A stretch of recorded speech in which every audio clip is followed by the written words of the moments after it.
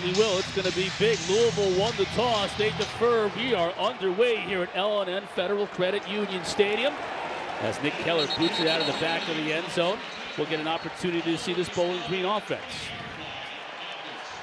And their quarterback, Drew Pine, we talked about him in the open, seen a lot of football, 4 different programs, started his career at Notre Dame, 2 stops along the way. His 4th stop here at Bowling Green. Big factor for him in this game is settle into it quickly. He's a guy that's capable of operating the pass game.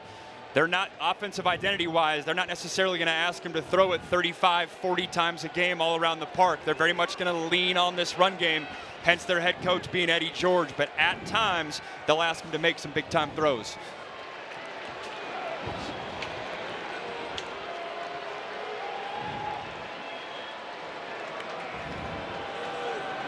And they'll hand it off on first down, and a big hole for Middleton. And Allen Middleton is going to pick up a first down. This is an offense that will funnel 4 or 5 running backs at you. They'll even bring a wide receiver and put him a tailback in Middleton. Yeah, whatever it takes to get your playmaker the rock.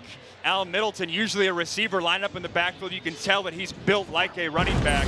Nice patience there. Sometimes when you put receivers in the backfield, they're so giddy to just hit the hole right away. Showing vision there. This is Roberts. Eludes a tackler spinning, but can't even get back to the line of scrimmage. He'll lose a yard.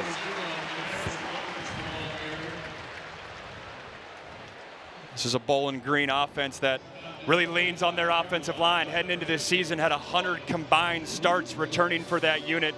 In fact, Eddie George, when he got this job in March, condensed off season behind the 8 ball a little bit. He retained offensive line coach and co-offensive coordinator Greg Nosale.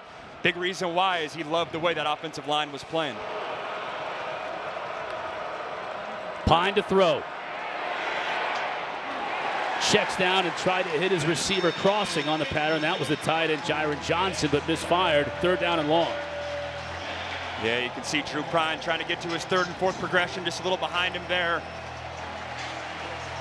Johnson's really a playmaker for this squad. Former receiver at Texas Southern, transfers to Bowling Green, converts to tight end, bigger guy but very athletic. 10 catches on the year, and these 3rd and long scenarios are a nightmare for Bowling Green. Louisville loves their pass rusher. Keep an eye on Clev Lubin, pass rusher to the top of your screen, number 50. Give to Middleton. Nowhere to go, stopped at the line of scrimmage. So after a first down carry to start the game, this Louisville defense bows their backs. They're going to force a punt. It's a great job by this Louisville defense early on.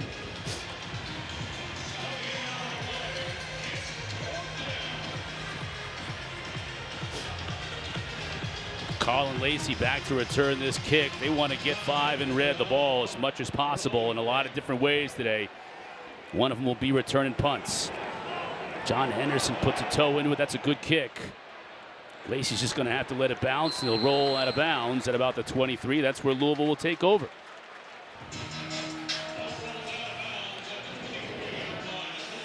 Another transfer quarterback just on the other side, Miller Moss, coming by way of USC. Did some good things last year. That 4-5 record is not the prettiest, but put up some numbers. They were really excited about what he could be. Didn't necessarily work out, and found a landing spot here at Louisville. We talked about in the open, man, Jeff Brom has had success with transfer portal quarterbacks. They're excited about what Miller could be. So much of it, though, is settling into a new scheme. Lincoln Riley scheme at USC, much more wide open. This scheme, more pro style under center. 5 wide to start the game for the Cards. Moss to throw. Quickly has a receiver. Picks up about 8 yards. Jaleel Skinner is the transfer from Miami in his 2nd year. This is their favorite part about Miller's game, is the quick game. When he can get the ball out of his hands quickly, doesn't have to think much. Operates that well right on cue. I said he's playing more of a pro-style scheme, but on the first play of the game and here on the 2nd play as well, going back-to-back empty formations.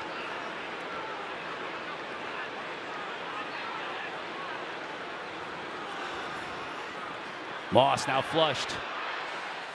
Throws it dangerously in traffic, incomplete.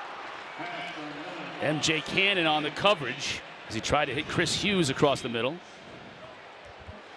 And this is an offense that 2 weeks ago, coming off a bye, but 2 weeks ago they played James Madison, and James Madison gave them everything they could handle.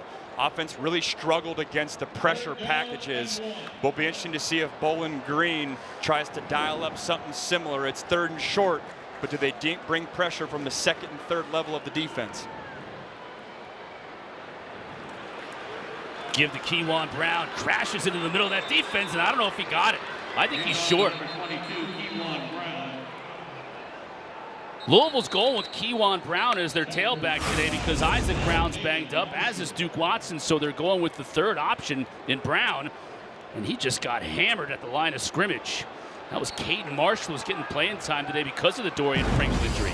Yeah, you and Kendra both mentioned it as you're seeing Jeff Brahms frustrated with Miller Moss. Have to think there might have been a check that was missed or trying to get the ball out. Maybe it was a run pass option and a missed read there. But a good job by that Bowling Green defense. You mentioned it. That linebacker room is down with Dorian Pringle out. Gideon Lampron and Caden Marshall showing up there. So the teams trade punts on their first possessions of the day. And Brennan Ridley just fell down, wasn't able to make the catch. That's going to cost Bowling Green some yardage here as it'll roll all the way down to the 7-yard line. Pine will come back out when we come back. Still scoreless here in Louisville.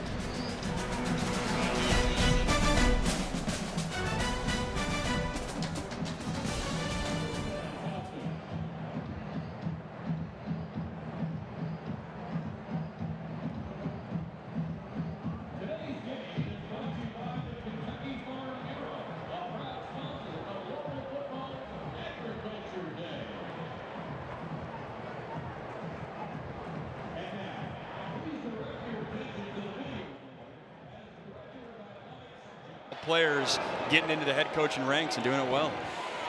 That's Roberts. Well-designed play as he cut it back and got it out to the 20. 13 yards, first down. Yeah, you said it. Nice, well-designed play. They're going to fake this swoop motion, meaning the receiver going behind the quarterback, get the defense flowing that way, and then cut back against the grain with the pulling tight end in front of them. It's good patience and great execution by all the blockers up front, making sure they're getting a hat for the hat. You'll see Roberts, McMillan, Porter, Petaway now in the backfield. A slew of backs to run the football. This time Pine is going to throw as a receiver, makes the catch near the first down marker. And they're going to move the sticks. R.J. Garcia on the reception. So Pine looks pretty comfortable out there. Yeah, and they're doing it by way of a lot of eye candy motions, a little bit of shifts, making this Louisville defense communicate, which that was an issue last year a little bit, giving up big plays as they're splitting their quarterback out for more eye candy and trickery. And they've got Middleton in the gun. He'll keep it up the middle. Gets hit hard, but falls forward for a gain of about 4. So Middleton, the wideout, has carried the ball in addition to Roberts, McMillan, Porter, Petaway, Amakri. We're seeing a lot of creative plays, which has me thinking that, you know, you talk about a first 15 script. Oftentimes offensive coordinators go into a game saying, hey, I want to get to these play calls early. We're seeing a lot of creativity, and right here with a different quarterback in as well, they're just adding to that script. It's Lucian Anderson. They love his athleticism. He's going to show it right here. Keeps it, tries to spring it outside. Still on his feet, but couldn't even get back to the line of scrimmage.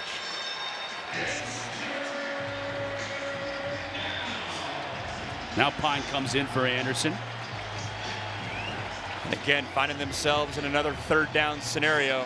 This one's a little bit easier, 3rd and 7 rather than 3rd and 11. Have to think Jiron Johnson, number 7, their tight end, and then R.J. Garcia, the second, number 2. He'll be out wide to the bottom of your screen when we go wide. Those are the 2 playmakers out wide for this Bowling Green offense. 5 wide. Cardinals showing a little pressure. They bring 5. Pine is able to get rid of it to his tight end. Fumble the football. It's still on the ground. And it rolls out of bounds as the Cardinals had a chance. T.J. Quinn was on it, and they'll mark it at the 4.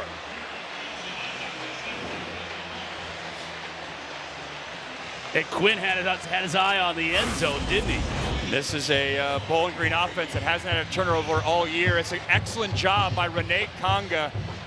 That defensive tackle, realizing they're trying to screen him, he puts the initial hit on him. Question's going to be, did he secure it and make that catch? But that defensive tackle for this Louisville squad makes ruling on the field of a catch and a fumble by the offense is under further review. It's actually a heck of a job by the tailback, Kadarius Roberts, who gave chase and knocked it away from TJ Quinn right when it looked like he was going to pick it in. He would have walked into the end zone. So they're reviewing as to whether it was a catch and a fumble or an incomplete pass.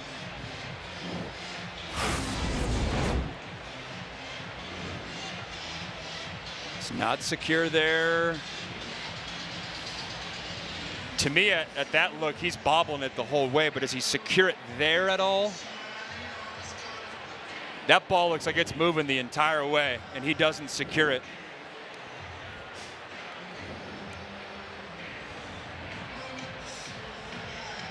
Which would be big for Bowling Green because it would save him about 32 yards. 28 yards, actually. You correct my math on that. Yeah, to me, that ball's not secured. This is the best look here. Ball's still moving, still moving. Maybe you say he secures it there, but I don't think so.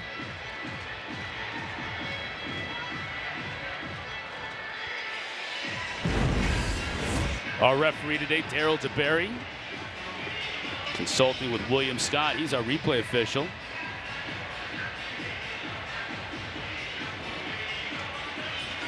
Side judges say, let's get going. I don't think he's saying that.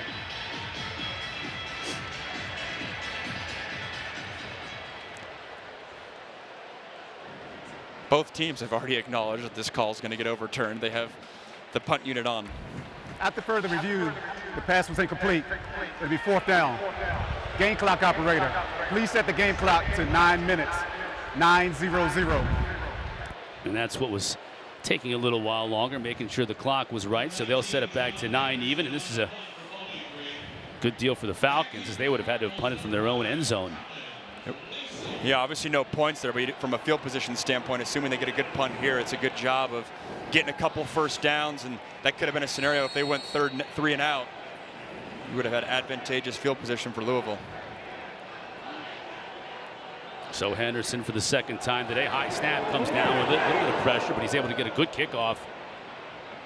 Again, Lacy Caullin for the fair catch. Doesn't make it, and is it still in play? There's a big battle for the loose ball at the 38-yard line. If it stayed in play, it was recovered by Bowling Green. And it was. It's Bowling Green Falcon football. It's going to be Victor Vasquez, the snapper. Muffed by the receiving team, recovered by the kicking team. 1st down, Bowling Green. This is an outstanding play by the snapper. He cuts on a dime here.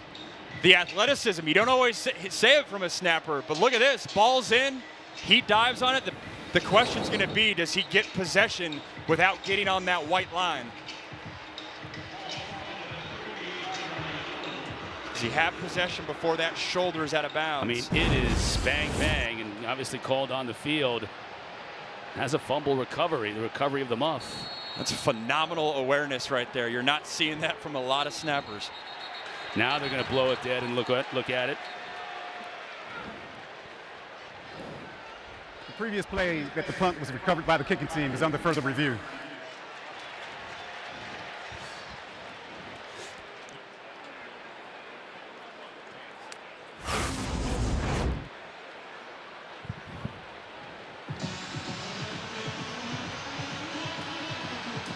He gains possession pretty quickly there. I don't know whether his right shoulder is on the chalk. Doesn't look like the ball moves, Max. And this is one of those where the call on the field is that he did have possession inbounds. You said it, Chris. This is bang, bang. It's close, but I do think he secures it ever so slightly before that right shoulder touches the white out of bounds line.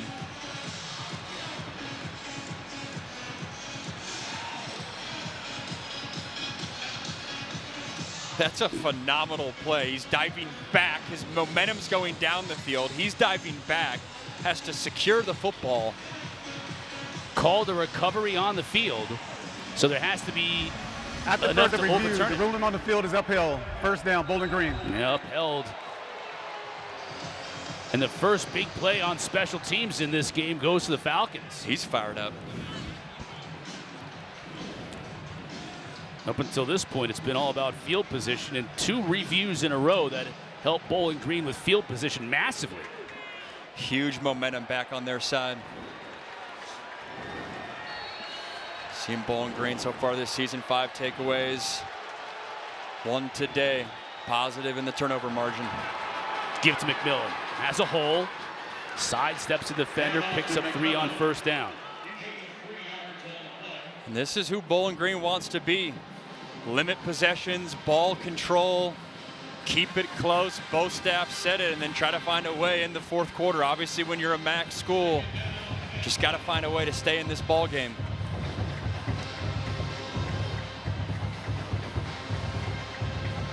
Eight runs on their first 11 plays from scrimmage for Bowling Green to start this game. Make it another one. And another 3 yards. We'll mark it back, gain of about 2.5. Quinn and Lowry on the defense. And we've already seen it through 2 drives, but this feels like the key scenario in this game. Third down. When you like to think that Bowling Green has to pass, can Drew Pine operate this offense, and can the receivers make the contested catches? And can the offensive line hold up against a strong pass rush against Louisville? This scenario right here feels like a critical component for both sides in this ball game. McMillan in a tailback. Tight end in motion. They give it to McMillan. He lowers his shoulder, won't get the first down. As he picks up just a couple. D'Angelo Hutchinson on the tackle. It'll be 4th down and a long 2. Yeah, my first gut reaction when they made that play call was, hey, that means they're going to go for it on 4th, but Eddie George is going to elect to kick the field goal here. Didn't get a great spot either. And they'll bring in Cleather, Jackson Cleather, for 49 yards here.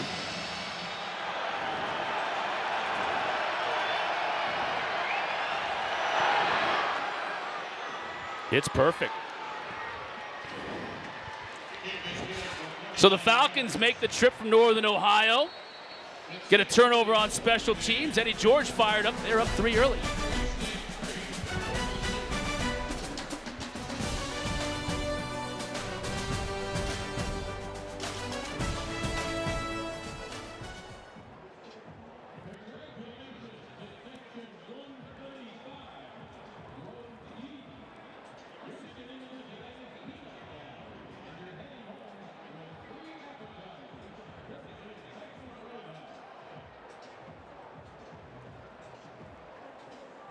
Uniform, but before that, his coming out party to the college football world was in the 2023 Holiday Bowl.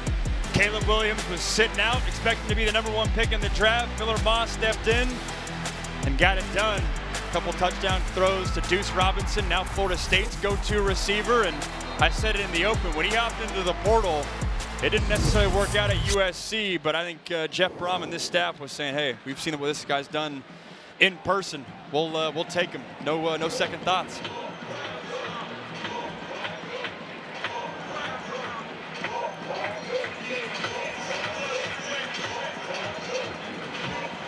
It's the Falcons instead of the Cardinals, though, who have gotten off to a great start here early. First half of this first quarter, first couple possessions of all field position, but the turnover on special teams on a Falcon punt set them up in outstanding field position. They were able to cash in with 3.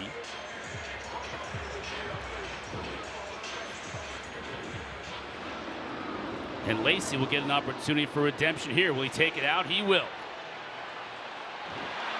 Cuts it outside. He's got great speed.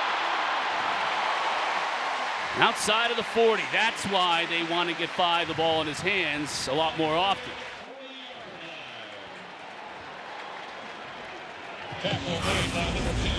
Excellent job by Lacy. Excellent blocking scheme, too. He's going to get some big-time blocks right there in the middle. 37, excellent job. Special teams showing up early in this ball game.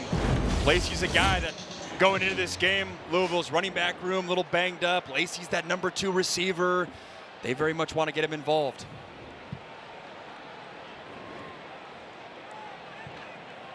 First time we've seen one in red today as well. Isaac Brown mentioned he's a little banged up, but he's going here. Inside of Bowling Green territory, still on his feet. Out at the 41. 18 yards for the sophomore from Miami. And right away, you can see how explosive he is. The burst through the defensive line, making a move at the second level, getting to the outside edge. And when number 1's in open space, that is the most fearful thing for this Bowling Green defense. Yeah, he ain't that banged up. Looked pretty good on that carry as you see what he's done here the first 2 games of this year for the Cards.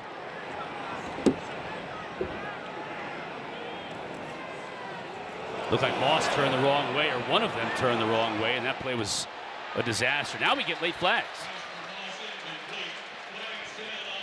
Darius Lorfoles was out in coverage. It looked almost like it was just a throwaway for Moss after he was in trouble when the handoff went awry. Pass interference, offense number 15. 15-yard penalty. Second down. And the call's going to go against Antonio Meeks as he was tangled up with Lorfoles. Correction. The foul is on number 0. Yeah, so that was Chris Bell. Miscommunication between Miller and the running back. Looked like he made the mistake there. Then he's trying to get out of a bad play by throwing it away. But that receiver has a blocking assignment, not an actual route. So you get punished for pass interference. And, you know, so much about this game was getting Miller Moss settled into this new offense. Remember, this is only his 33rd start in this scheme. So far, we've seen the miscommunication there. And then the third down play earlier when him and Jeff Brom were having some words on the sideline. So far, they haven't really been able to settle in. First and 25, Moss to throw as receiver wide open out of the backfield. Breakdown in coverage by Bowling Green, and that enabled Keyjuan Brown. Nice pickup on first down. That's 18, getting him back. You said it, Brown releases to the outside.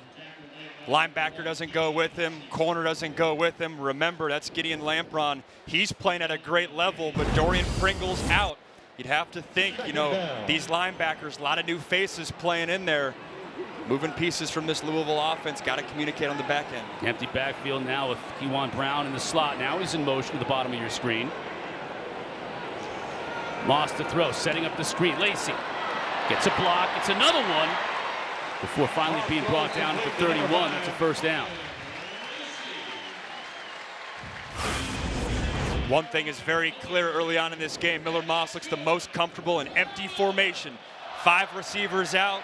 Utilize your athleticism and your spacing. That's certainly Lacy's skill set. Just an easy catch for him, trying to get the ball in his hands quickly.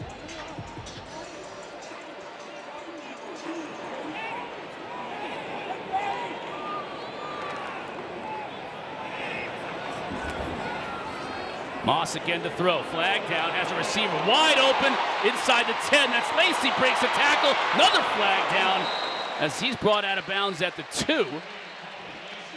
29 yards. We've got to check both markers.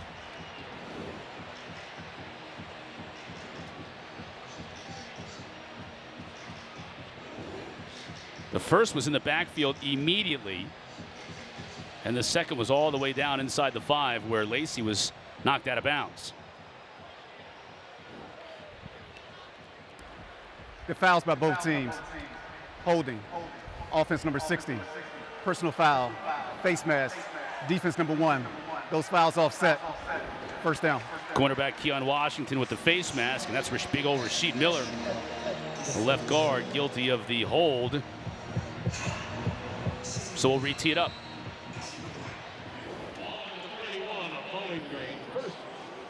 Louisville very heavily penalized so far this year through the first 2 games. 17 penalties for 155 yards, and they've got a bunch of them today already. Moss to throw.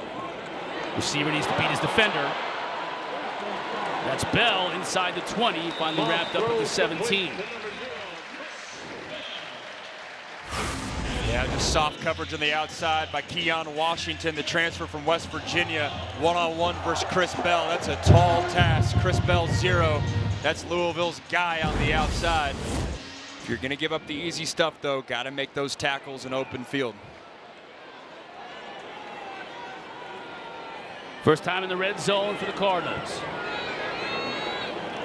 High snap, give to Brown. Lowers his shoulder down near the 10.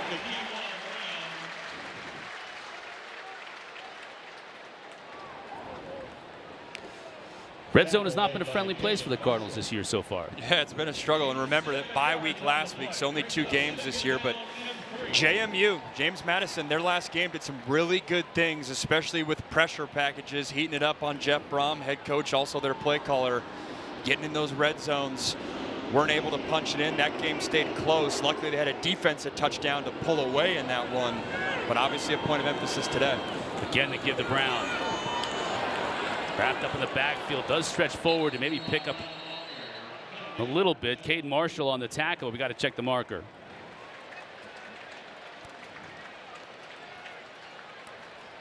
Personal foul, face mask, number 38.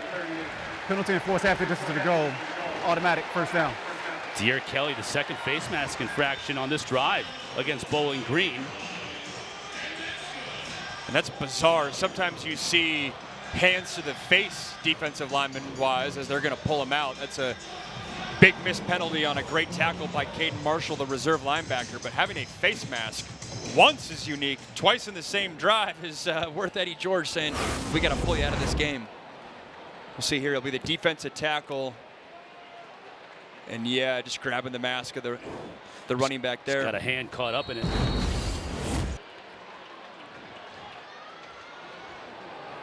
First and goal. Keyjuan down to the 2. Lampron on the tackle. This is a good backfield for Louisville. Louisville fans feel like they have the best backfield in the country, really, between Brown, Watson, who's banged up. Not sure if we're going to see him today, and then the other Brown, Keyjuan. It's a loaded backfield, and when you talk about trying to settle in Miller Moss into this scheme, into this ball game, having the weapons out wide and Bell and Lacy, and then the backfield to lean on is quite the luxury. Under center, double tights and a fullback. Keyjuan Brown can't get there. Still efforting though. Now he puts the ball across the goal line for the score.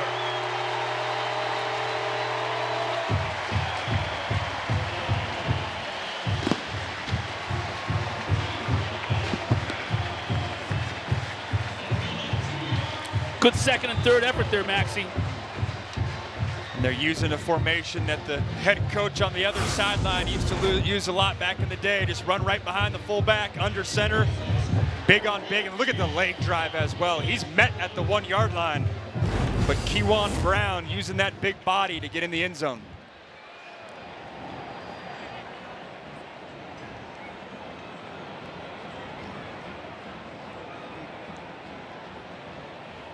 Cooper Ranvier for the PAT.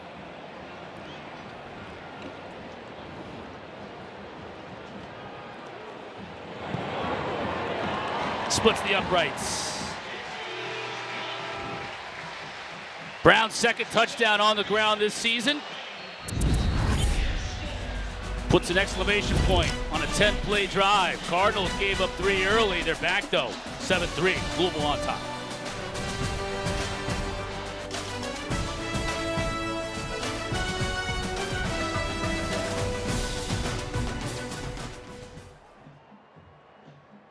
On today, and it's already paying off for the Cardinals.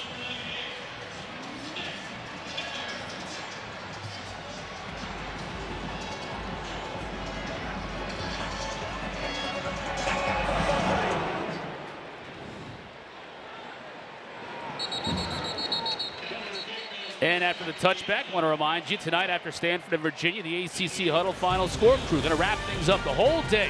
Highlights, analysis, interviews with players and coaches. They got you covered right here on the ACC network and on the all-new ESPN app, so you can see it anywhere on the go.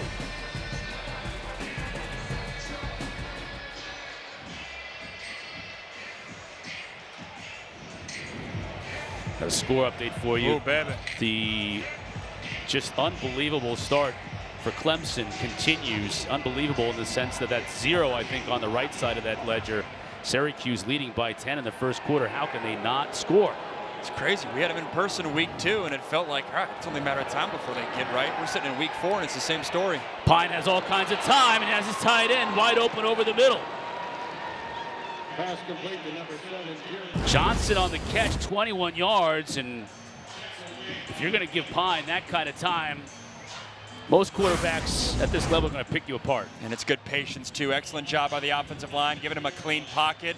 And then he allows that tight end, Johnson, to get into that third window. It's a good job letting that play develop. If they're going to have chunk yards like that, intermediate passing game to soften up this secondary, going to go a long way in helping this passing attack. Fake to Petaway, quick pass, and all kinds of traffic.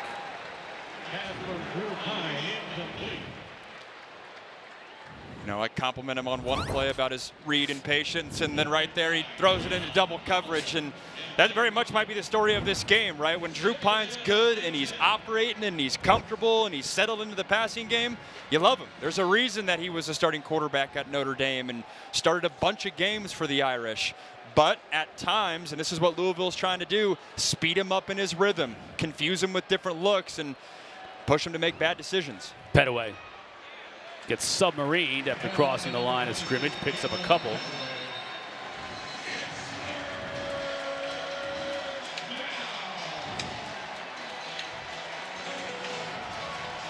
And again, one of these 3rd and longs. Again, Louisville's pass rush, they love it.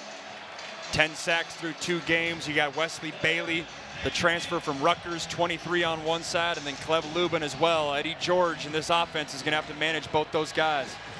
3rd time today, Bowling Green has faced a 3rd and 7+, and defensive coordinator Ron English told us that this week. That's the sweet spot for his defense. Wants to get them to the 3rd and 7 or long. Pine rolls the pocket into traffic. Gonna have to get it on his own, and he's got plenty of room to do so. Slides down inside the 40, first down.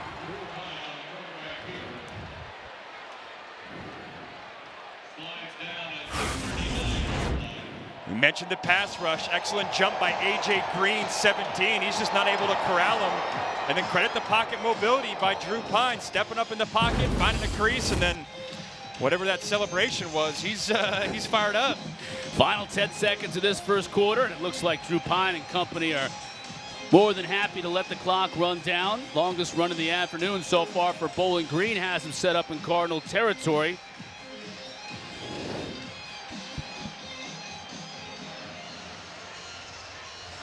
And that's where they will start at the beginning of the second quarter. That is the end of the first quarter.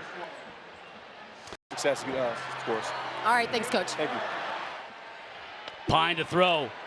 Dangerous pass, intercepted. Picked off by Watts. And he'll bring it out all the way to the 41.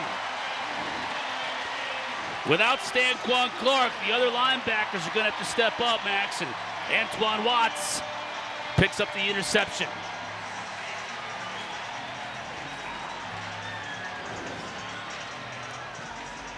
It's an excellent job knowing the concept that Bowling Green's trying to get. It's a flood concept, meaning they're having number 7, Jaron Johnson, work a 15-yard out.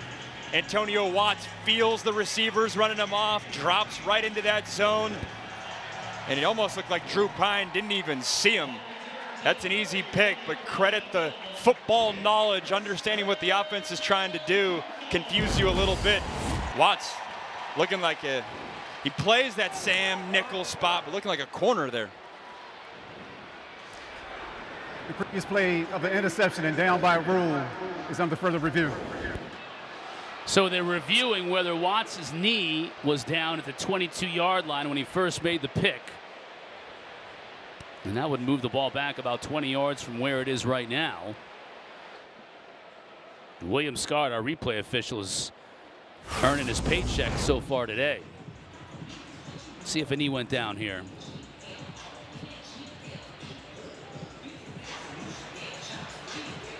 Yeah, works to cut off that right leg. Or Is it elbow, the too. Yeah. Could have been the elbow with the ball in his hand. It's the elbow and the left knee.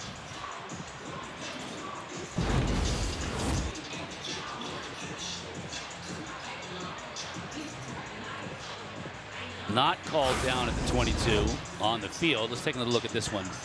Could be his right elbow. The left hand is okay, but the elbow with the ball in it doesn't look like the elbow touches yet. Couldn't see there whether the knee touched either. To me, the other angle is the key one of that left knee, whether that hit the turf. Man, we've had a couple bang-bang calls in this game already.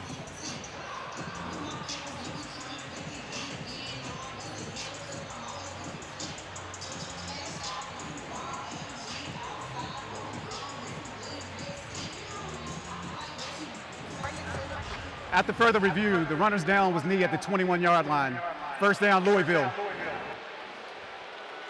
So they'll move the Cardinals back, but they keep possession. Two big reviews in this game that have helped Eddie George with field position. Now this Louisville offense is coming back out. Last drive, I thought Miller Moss settled in a little bit. 3 for 3 that last drive, 40 yards, getting some rhythm in this passing attack.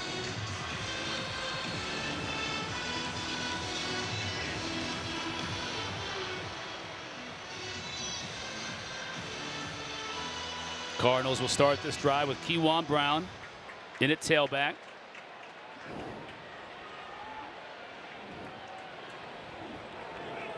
Run the tight end Skinner in motion.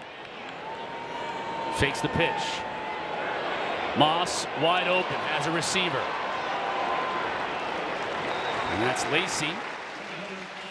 They'll move the sticks. More Week 4 college football coming your way on the ACC Network. Coming up next, number 7 Florida State hosting Kent State, and then tonight primetime action 7:30 Stanford and Virginia. Both games also available on the all-new ESPN app, so you can check it out anywhere, anytime.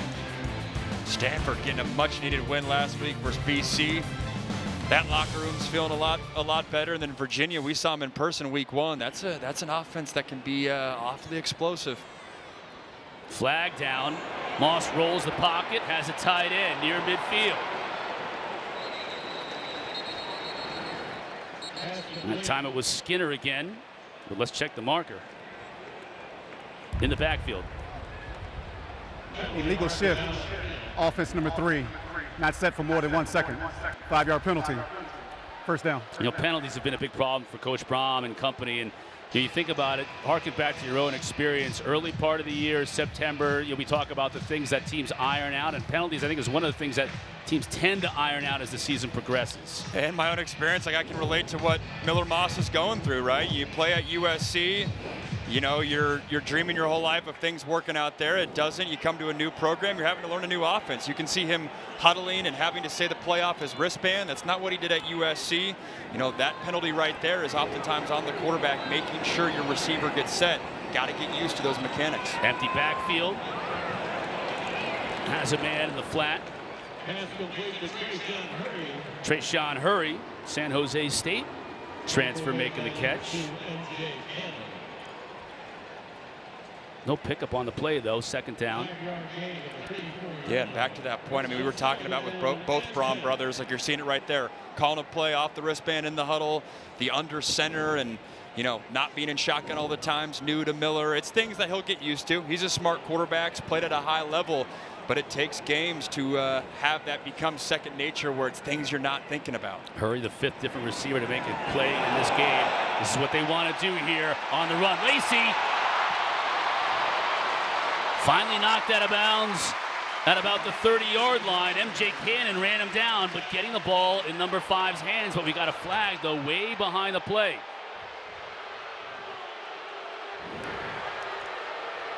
Holding. Offense number 2. 10-yard penalty. Second down. Call going against Hurry on the outside, wiping out a 36-yard run.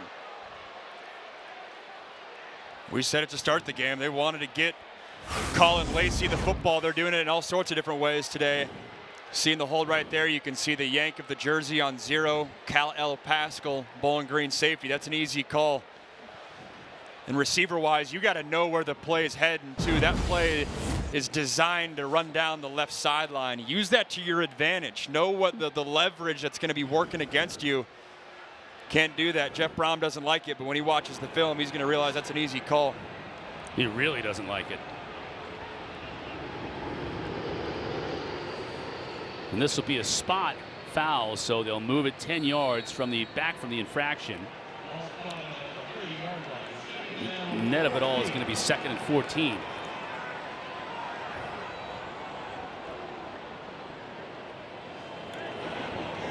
Moss rolls the pocket. Can run if he chooses to do so. Instead throws a pass downfield. And heavy traffic, but the catch is made.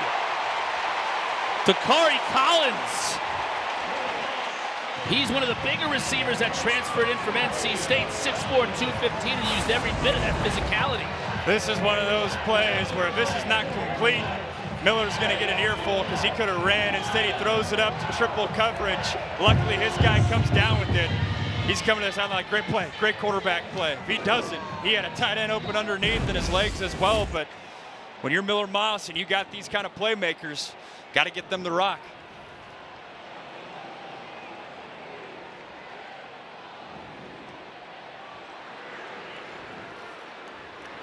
Moss to throw again. Looking to the end zone. Now brings it back. Rolls the pocket. Has a receiver. That's Collins again inside the 5, and he wasn't able to stay in bounds, but he's got the Cardinals set up 1st and goal.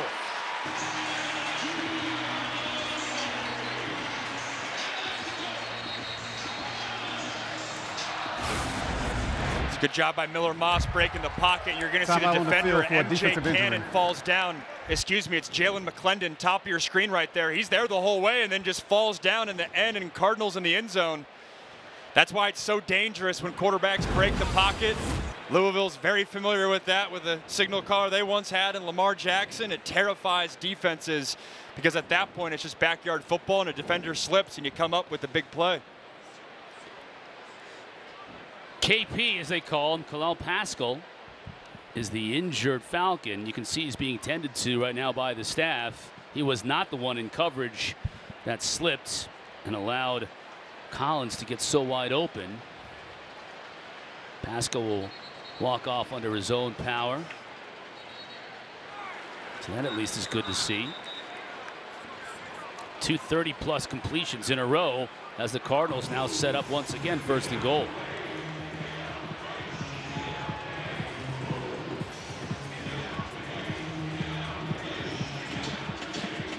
Collins had 2 catches for 21 yards total through 2 games coming into this one. Yeah, headed to this game, you're kind of thinking, all right, who is that receiver 3? I mean, Chris Bell, we haven't really talked much about today. He's your clear 1. Lacy's more the slot guy 2, but if you get Collins or Hurry to be that number 3 guy, that'd be a luxury for this offense. Fake to Brown, quick pass. That one was deflected at the line of scrimmage.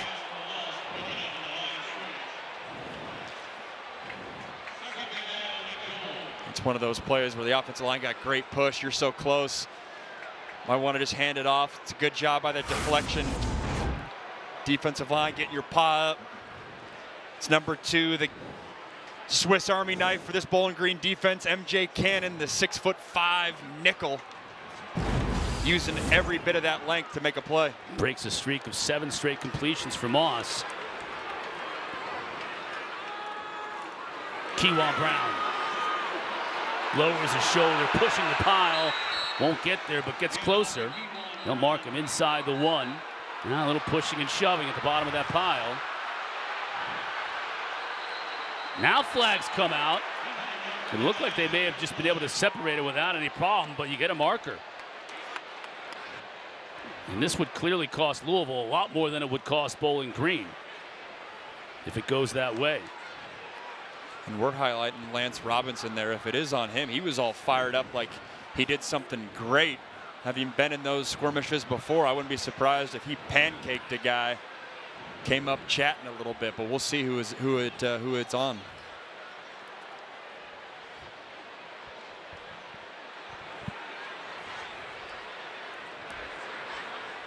After the play, there are personal fouls by both teams. Personal foul, offense number 53. Personal foul, defense number 53. Those fouls offset. 2nd down. 2nd down inside the 1-yard line. Should be 3rd down inside the 1-yard line. Had the incomplete pass. Correction, 3rd down. See Jeff Braun they got there. a direct line into Daryl DeBerry. Whole packet of papers. Don't always see head coaches these days continue to be play callers. He's one of them. Oftentimes you see guys delegate it, but he's got the whole playbook right there in his hands. Moss under center. Brown the lone setback. He'll get the handoff. Close. They're going to mark him shy. His teammates seem to think he got in. Linesman thinks otherwise. Excellent job triggering by the linebackers for Bowling Green. You can see Miller Moss at the line of scrimmage is barking to his running back and his tight ends. Oftentimes in these scenarios, Jeff Brom will call 2 plays to Miller Moss and give him the ability based on the defensive front and the leverage. The ruling on the field of the runner being short of the goal line is under further review. Man, we've had a lot of reviews today. Had a lot of reviews today. They're going to review this one. It's a 4th review we've had already in just a little over a quarter's worth of action. Coach Brown will take it, though, as he might be able to get a good call this time around. Look at Brown just lower his shoulder, and the linebackers are right there. Can't make anything out of that. It's a good job filling by 24, Justin Eklund. Again, this Bowling Green defense missing Dorian Pringle, who his head coach said he's the best player in the MAC, their middle linebacker. He's out. This is the scenario we want him. Looking at that ball as we're zooming in, that looks over the white to me. But he's down there. So his backside is, well, that's not it. There it is. So he's still up there. That ball looks across the line. I'm with you on that. That's excellent camera work right there by our guys. Yeah, he's still up here. That's he's the up and he's over. That should be a touchdown.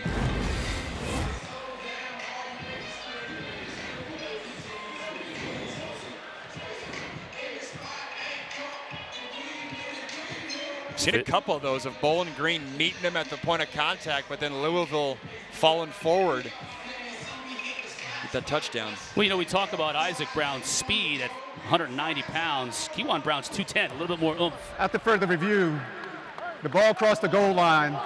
Touchdown, Louisville. Second of the day for Keyjuan Brown.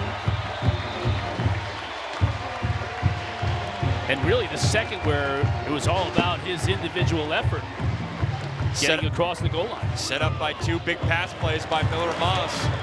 Pushing the ball down the field, allowing his playmakers to make plays for him.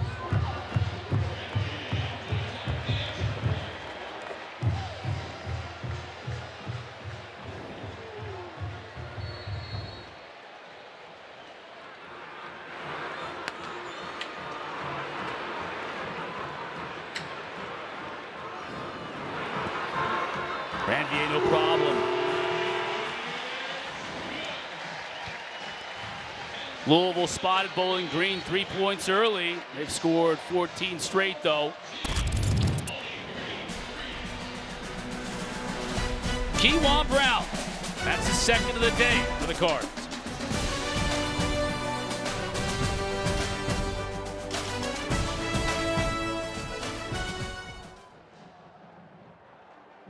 Plays as well. Bang bang plays, and Miller Moss was able to come up with 2 big throws.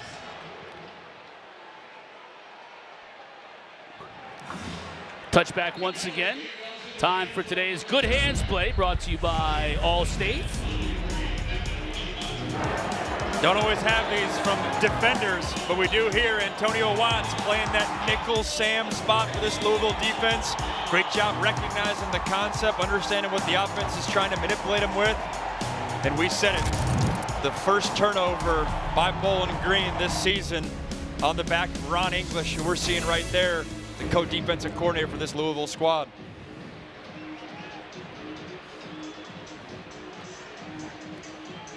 First turnover, so obviously first interception on the season thrown by Drew Pine. Emphasis in this week, too, was communicating on the back end. It's a great example of that. McMillan. No gain. Hand off to Chris McMillan. You heard Eddie George talking to Kendra about the backs needing to find those holes and those creases, and haven't been able to really do that yet today. And this is a big drive for that, right? Beginning of the second quarter, you're down 2 scores right now. Bowling Green is built to run the ball first. they're not built to get into a shootout and throw the ball all over the park. This is the drive where you have to get back to that run game if they have any chance of getting back in this thing before the game gets away from them. Pine, play fake. Has a receiver's tight end beyond the 30, out to the 38. Capers on the tackle, but Brian Cleaver's able to pick up 8 yards, so it'll bring up third manageable. Got a flag right where Cleaver went out of bounds. And we've also got an injured Cardinal. You can see him beyond the officials there. I can't get a number quite yet. That's Tayon Holloway, starting cornerback. After the play, unsportsmanlike conduct, offense number 89, his first 15-yard penalty, third down. Call's going to go against Cleaver. We'll show you how it all went down when we come back, as Holloway is being looked at by the Cardinal staff.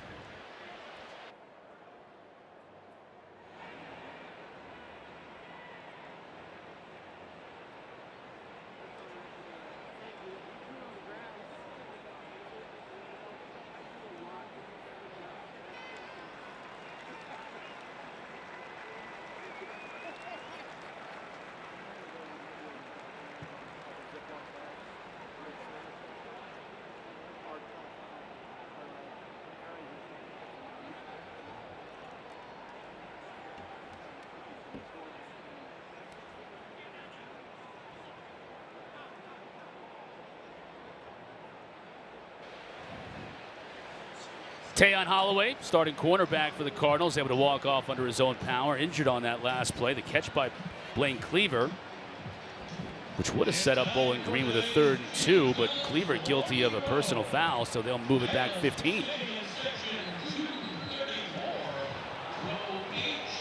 Yeah, Bowling Green's had some tough penalties for their cause today. Those 2 face masks right there, like you said, that would have been 3rd and short, exactly what Eddie George in this offense wants. Instead, it's 3rd and forever. It's a tight end room they feel good about. Remember, Harold Fannin was their star last year. This past May was a 3rd-round draft pick doing good things to the Cleveland Browns. So that position group is very much a focal point of this offense.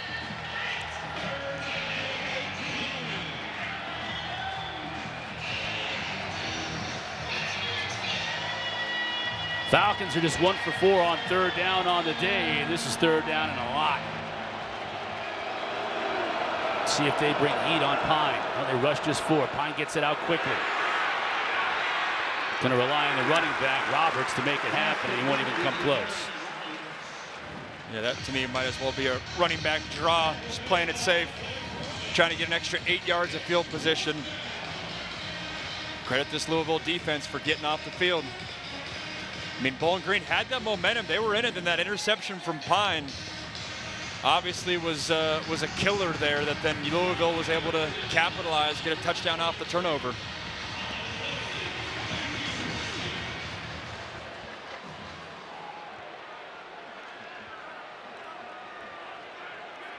Colin Lacy will get another opportunity. Standing at his own 44. Pressure off the edge, but Henderson gets off a good kick. Lacy going all the way back to the 27 before he catches it. Momentum brings him back even further. But he's got a seam, and he's got a blocker in front of him to midfield and beyond. He's going to go.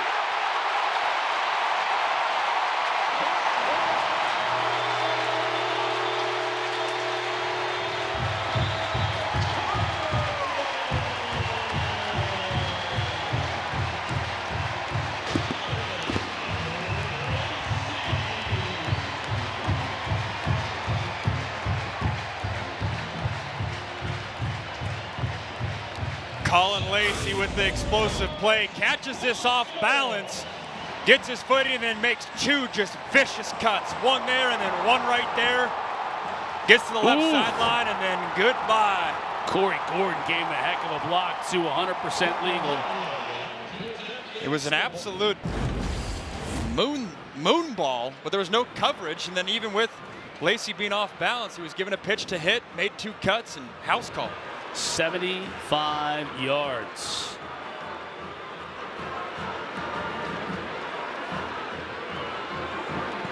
Ranvier. And just like that, before we even got to the midway point of this second quarter. 21 points in the last 8 minutes and 3 seconds, the last 6 on an electrifying punt return from Caullin Lacy.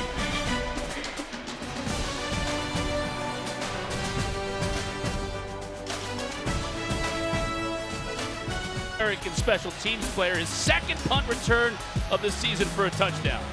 Just amazed by you catch that ball off balance. Dude's running at you full speed to corral you. No panic at all. You can see the quick cuts that he's doing to get that touchdown, and he's been getting the ball in different ways today. That slot receiver, the receiver position, and then of course he's a weapon in the special teams game. Had the muff punt early in the game that led to Bowling Green's 3 points, and he's clearly decided he wants to make amends for that mistake. 21-3 is our score midway through this second quarter.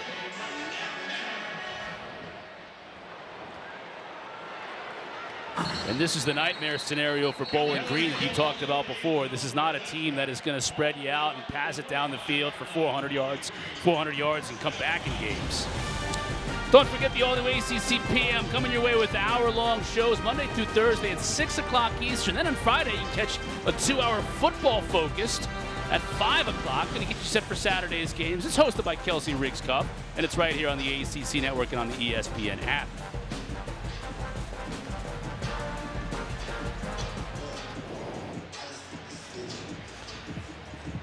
Big day in the Ville. You saw that mural. Got louder than life. A huge heavy metal music festival right around the corner at the fairgrounds. And that's a good start on this drive for the Falcons. Cameron Petaway on the carry. Yeah, Bowling Green has had some success on first down runs. The problem is, you know, now you're down 18 points, so you got to think you got to open it up a little bit, but the identity of this team is to run the ball. They're not necessarily built to come from behind, so that's going to be the challenge for Travis Partridge, their offensive coordinator. How do you balance sticking to your identity, but also trying to find a way to, you know, scratch and claw your way back into this thing? Petaway again. This time dragged down from the backside on a nice play by Clev Lubin.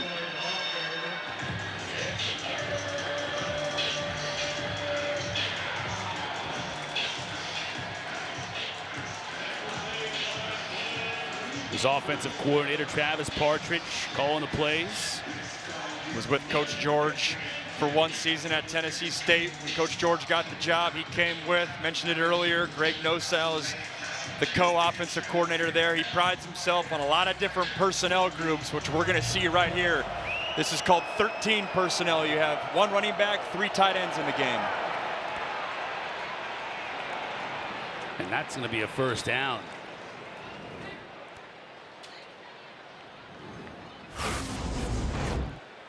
It's a good job breaking through by Denzel Lowry, 45 for Louisville, but a little make-you-miss ability in the hole allows him to pick up that first down. Markel Porter, redshirt freshman from Dallas. Seen Cameron Petaway, redshirt freshman from just outside of Detroit, Michigan. Micaiah Mockery, also a redshirt freshman. Coach Eddie George is building a stable of young backs. Another interesting play design. Picks up a good 6 yards.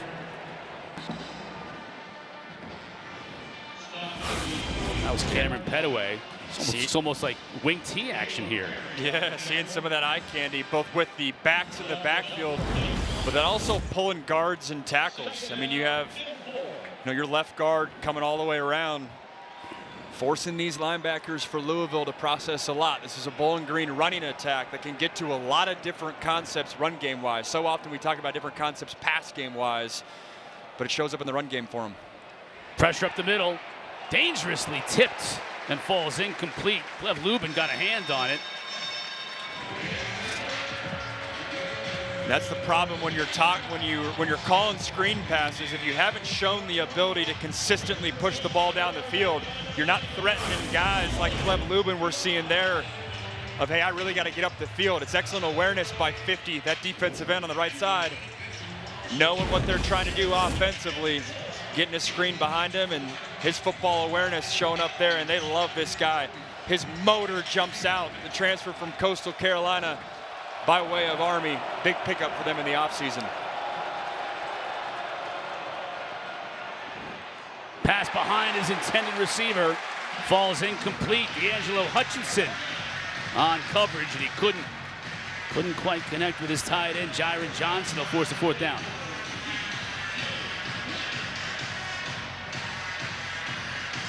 Jiron Johnson's really been their go-to guy on 3rd down. He's technically a tight end, but he's lined up in the slot there, inside guy, the receiver. With those slant routes, felt like it's a little late for Drew Pine. If you're going to rip that, you got to throw that right when he's out of his break, because if you wait too long, Jiron Johnson starts running into other defenders. He beat his initial defender off the ball. If you're going to make that read, got to pull the trigger quickly. High snap. Good kick by Henderson. Too good. Goes all the way into the end zone for the touchback.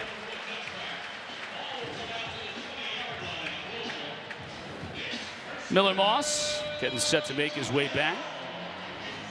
Really feels like one quarterback has settled into this game. Miller Moss, 7 of 9, and then Drew Pine has had a couple good throws, but he has not been able to. Credit the Louisville defense for that. But I think Miller Moss in this 2nd quarter has come up with some big throws, and so much about the success of all the Louisville quarterbacks in recent memory is they're able to support the quarterback with the players around him, with a running game, with playmakers out wide who we've talked about, with an offensive line who's capable. It's not necessarily just asking your quarterback to stand there and shotgun and throw the ball 35, 40 times a game. They're going to get to a lot to try to support their signal caller. Moss looking to throw. Has a receiver dropped by Bell. Well, Chris Bell had it in his hands and couldn't squeeze it.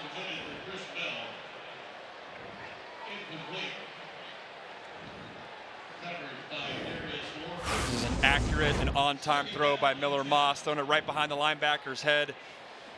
Kind of felt like this might be a Chris Bell drive. Haven't called his name a lot, called a lot of Caullin Lacy. If you're a play caller, got to make sure your bona fide receiver 1 stays involved in the game plan, trying to get him a touch early on in this drive.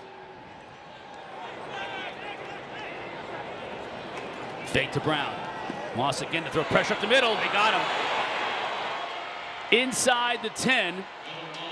Gideon Lamprin was there first sack of the day for this Bowling Green defense.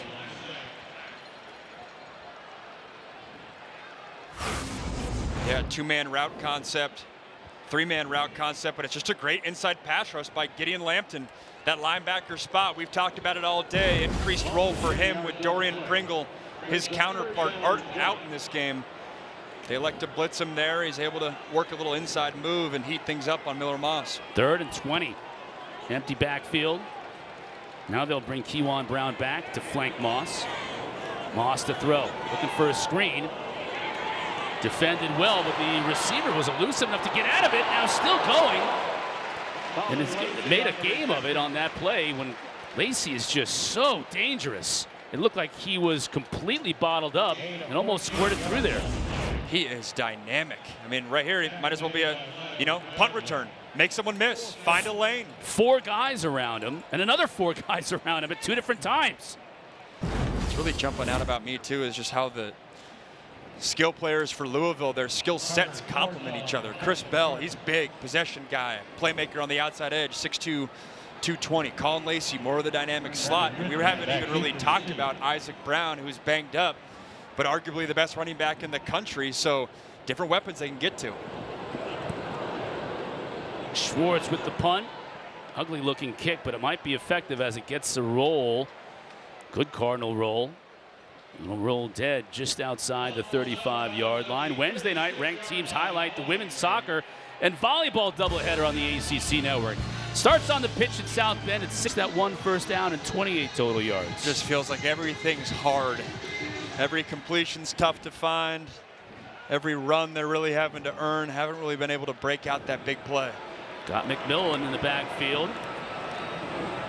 That's a big hole up the middle. Bangs into the defender and rolls free for another yard or 2. Hand off to McMillan. 6 yards. You mentioned it before. They seem to be getting pretty decent yardage on first down. It's a good job by the tight end, left-hand side, 89, working back to his right, Blaine Cleaver. Had success with that. Get a little bit in the run game. Get the defense rolling one way and then run back against the grain the other way with some pulling tight ends and tackles in front of them. Bringing in Lucian Anderson again, the sophomore out of Athens, Georgia, Clark Central High School. He keeps it and has room to run. Tripped up before he got to midfield, but it'll be enough for a first down. Anderson on the quarterback keeper. Tackle made by D'Angelo. It's another one of his. You're going to pull around. It's a good job. They've had success with this scheme. You get a tight end and a guard pulling around. Get numbers on that side. You mentioned Lucian Anderson. He's a backup quarterback. They obviously got Drew Pine in the portal, and we're expecting Drew to be the guy, but Anderson's a guy really coming along. They say getting a lot better, a lot quicker than they initially thought this offseason. Again up the middle. McMillan exploding through the line of scrimmage. Antonio Watts on the stop, but another 10 yards. That'll take us down to the 2-minute timeout. This is the 2-minute timeout.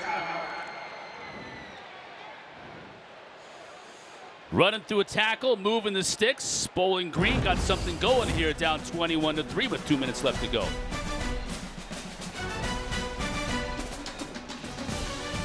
On the ACC network. Bowling Green getting something going here into Louisville territory at the end of the first half.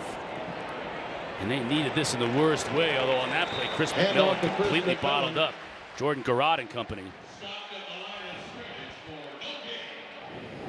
At the break, we had Cleveland Cavaliers star Donovan Mitchell trying to throw footballs into a net. He's got that basketball follow through a little bit right there, a little jump shot. What they don't see, though, is the guy he's dapping up right there made it right before him. Right. And won a big gift card, so showing him the ways. Darn right, it was a big gift card. Jack in the box, I'm in. Here we go. 4 straight runs to open this drive for Bowling Green. They've had a lot of success, except for on that last run.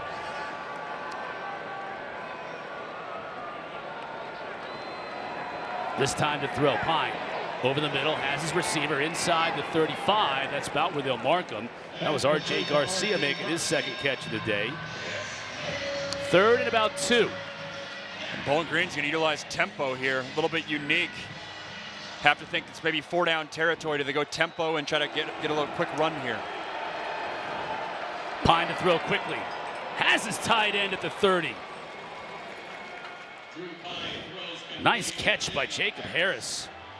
And with all kinds of traffic, Corey Gordon was all over. Yeah, that was an excellent break by Corey Gordon, the safety on that slant route. Excellent job, Jacob Harris making the contested Game clock catch. operator, please set the game clock to 47 seconds. 4-7. And man, if I'm an offensive coordinator, seeing a safety break Charge that timeout. quickly, always got to think about Their first. double moves. 30 seconds. Like a sluggo? Little Is that what you call it? A little sluggo, slant and go? Look at you with the football terminology. I don't know how many sluggos you're running to true tight ends, though, but maybe you can do that to your receivers on the outside. It's all about keeping the other team off balance, right? If they're not expecting your big 6'4", 255-pound tight end, Jacob Harris, to do that sluggo, maybe you spring it on him. You're running sluggos with Harold Fannin if this is a year ago. Different ball game That's now right. out of the Bowling Green tight end room. Timeout for Bowling Green here. They still got 2 on the board with 47 seconds left to play. You talk about Fannin last year. He was a tight end, but he was so much more in this offense. Look at those numbers. See that story. Put up big numbers in the MAC, and Sundays will become Caullin. Pine with the fake again to the tight end, Harris. Flag down as Harris makes the catch and goes out of bounds at the 26. Lubin with all kinds of pressure.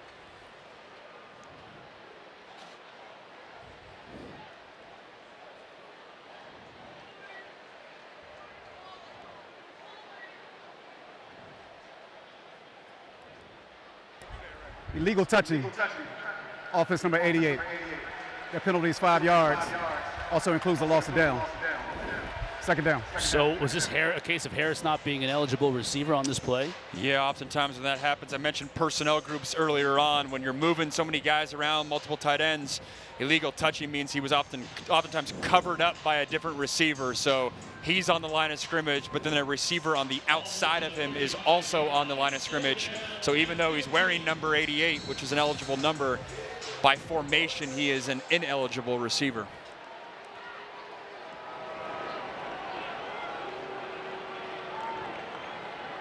Pine to throw. Eludes the pressure. He's got room to run, and he takes it. Sort of falls down at about the 25. They'll mark it at the 26. Bowling Green has 2 timeouts. Yep, they're going to take one here. Charge timeout, Bowling Green. Their second. 30 seconds. Game clock operator. Please set the game clock to 32 seconds. 3-2. It'll be 3rd down and 6. With 32 seconds remaining in this first half. Bowling Green was still 1 timeout on the board. That shocking score continues with Syracuse in Death Valley, leading 24-7 in the second quarter. We'll have obviously a lot more in this one from Taylor Tannenbaum and the crew coming up in Miami at the half. I'm sure when they get done discussing our game, that's what they're going to spend a whole lot of time on. And you mentioned that early on in that game, the Clemson offensive number shocked you with them not putting up points, but that defensive number for Clemson. I know Steve Angeli, and I saw it at the corner of my eye. Obviously, we've been on the air, but he was banged up, so good to see him back in there. But that's a Clemson defense that's got a front 7 with a lot of NFL dudes and a secondary they feel good about. So, man, the Clemson it's a team effort. Through September. The struggle is a team effort. Yeah. Pine to throw. Has his man. Makes the catch at the 15. That's Garcia again. That's been his best target all first half long.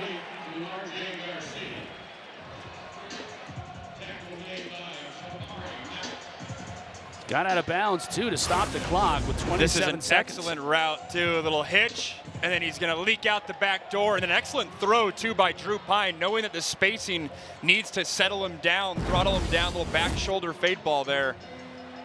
It's great execution by both receiver and quarterback. Fresh set of downs for the Falcons. They'll bring in Kadarius Roberts at tailback. And this is Garcia in motion. Pine to throw. Looking for his running back dangerously and intercepted. D'Angelo Hutchinson read it perfectly. Roberts wasn't expecting it. He was going to the end zone. Another turnover and the second pick of the first half from Drew Pine.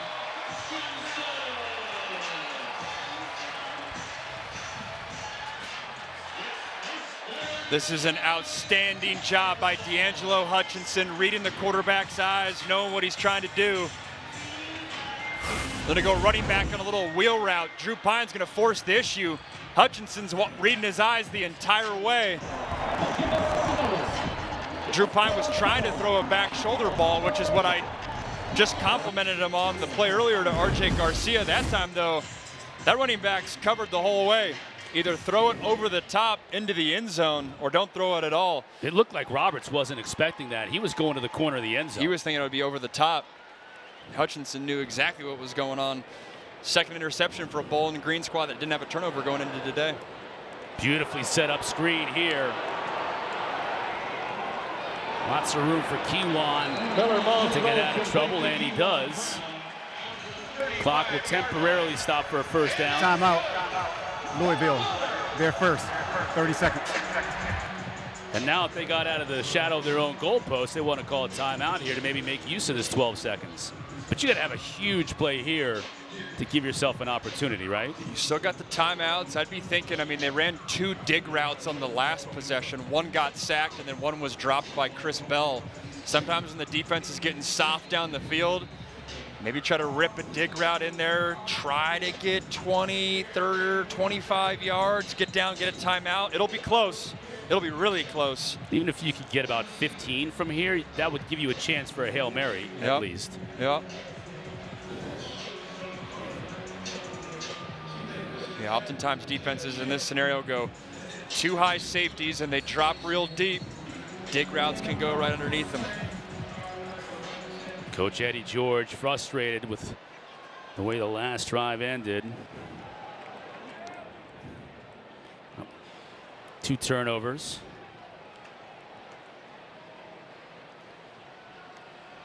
Wanting to get off the field here without further damage. Bell Still on his feet at the 46. And this is exactly what we talked about. That'll be enough for Miller Moss to let it fly into the end zone. Louisville, their second. 30 seconds. Chris, me and you should be calling plays up here. It's exactly what the doctor ordered. Get your big body receiver, dig rep. Spread out across the field. Receiver Collins has come up with a big contestant catch earlier too. He's 6'4".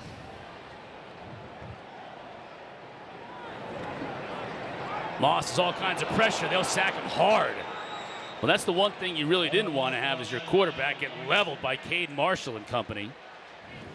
And he's slow to get up, but he looks okay. 21-3 our half. Cardinals will receive the second half kickoff.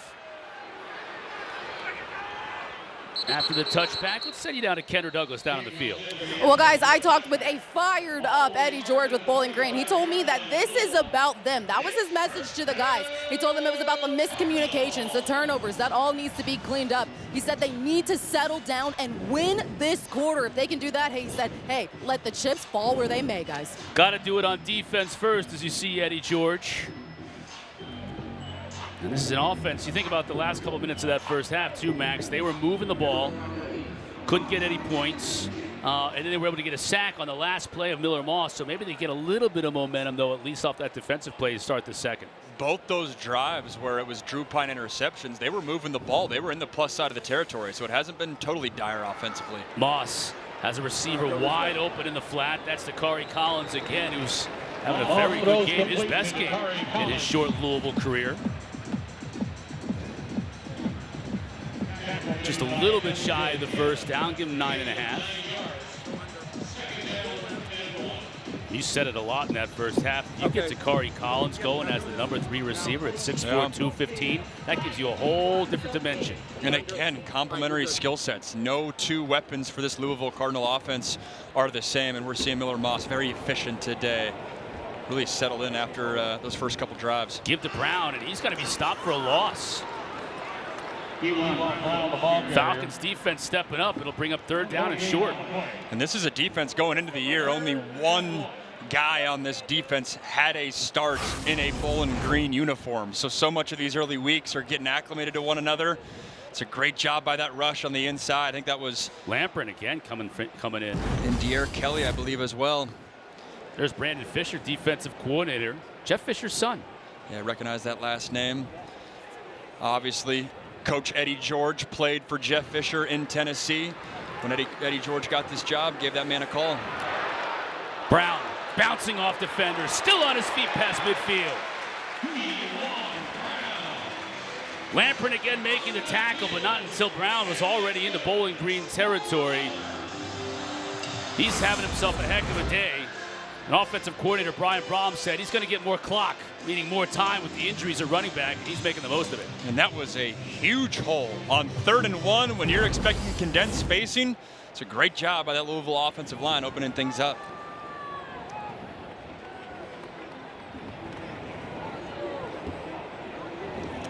They'll go to him again, trying to stretch it outside. Big hole, and he gets a block inside the 30. Just tripped up at the 15, otherwise he'd have been gone. MJ Cannon got a piece, 34 yards, and he's gone way over 100 on the day. It's a nice job by that right side of the offensive line. Going to see 53, Lance Robinson. See the explosiveness busting through the line, trying to get the stiff arm involved.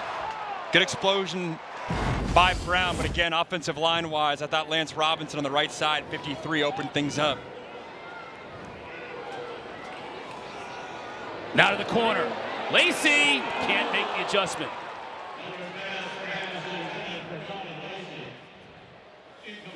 McClendon on the coverage.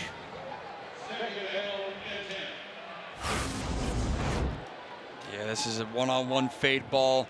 Ideally, you want this ball thrown at the back pylon. Miller leaves it a little bit short. You can tell by his body language afterwards he wanted this one back. Good job by Lacy beating him off the line of scrimmage. He had an opportunity there. Seeing receiver coach, NFL great Deion Branch right there with the sunglasses. Brown changes direction. Tries to cut it back inside. Gets a tough 4 yards. How big of a luxury is this? If you're Louisville, I mean, your 2 best playmakers going into the game were Chris Bell and Isaac Brown. Well documented. But so far today, it's been the Keyjuan Brown and the Caullin Lacy show. No shortage of weapons for Jeff Brom to get to.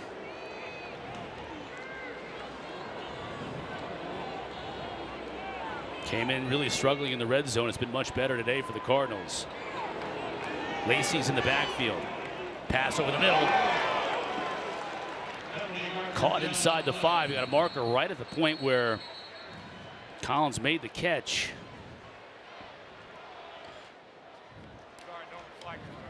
Holding. Offense number 74. 10-yard penalty. 3rd down. Well, that one won't matter because it's coming back.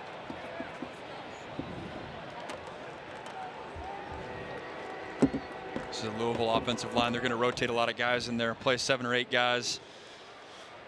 Had to rebuild a little bit, got some transfers in there. So much about this second half, especially with conference play starting next week, is continue to work out all the kinks. Obviously, you got to, win the ball game. Still trying to find their rhythm offensively. So that'll make this 3rd down that much more difficult to pick up. 3rd and 16. And Brown in motion. Underneath, Lacy. Can he make it happen on his own? Ball comes free. Picked up by Bowling Green. They're going to call him down. Down at the 7. Pascal on the tackle. Good to see him back in the game after he was shaken up in the first half. That was an excellent tackle by Pascal. There was a lane there. If he squeezes through that, it's a touchdown, let alone a 1st down. Definitely down. Ball's down, yep. Caused the fumble.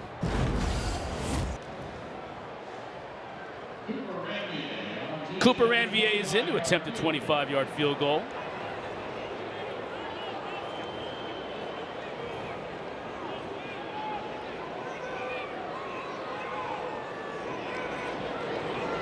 Snap and hold are perfect, as is the kick.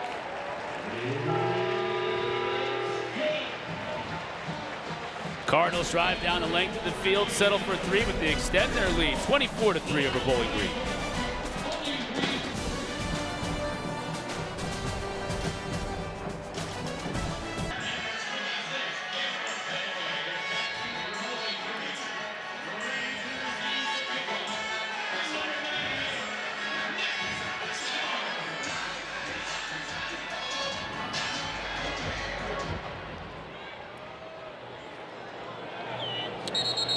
After the touchback, I'm going to tell you about Week 4 college football coming your way here on the ACC Network to wrap up the day. Number 7, Florida State hosting Kent State coming up next. Tonight at 7:30, Stanford and Virginia. Both games on the ACC Network and on the ESPN app.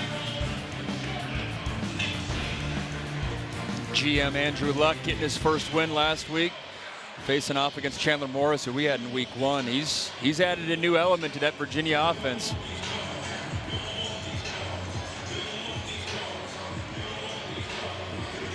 Eddie George and company got to find a new element to this offense for the Falcons.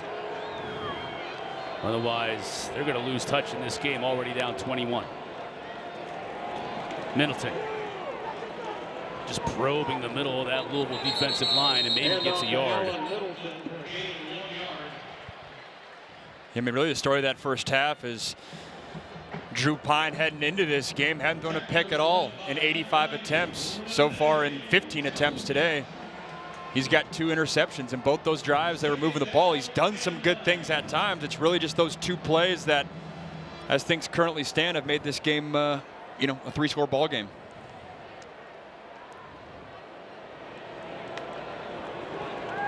Pine to throw. Has a back out of the backfield. And that's Roberts. He's only able to pick up a yard, maybe 2 at most. D'Angelo Hutchinson continues his fine play today on the tackle. And this is a scenario that, especially as Louisville gets into ACC play as well, they're able to tackle in space and get to teams to 3rd and 7, 3rd and 8 and long. They're going to wreak a lot of havoc on these quarterbacks. We've seen this throughout the day. They're going to get Lucian Anderson, their backup quarterback, in the game.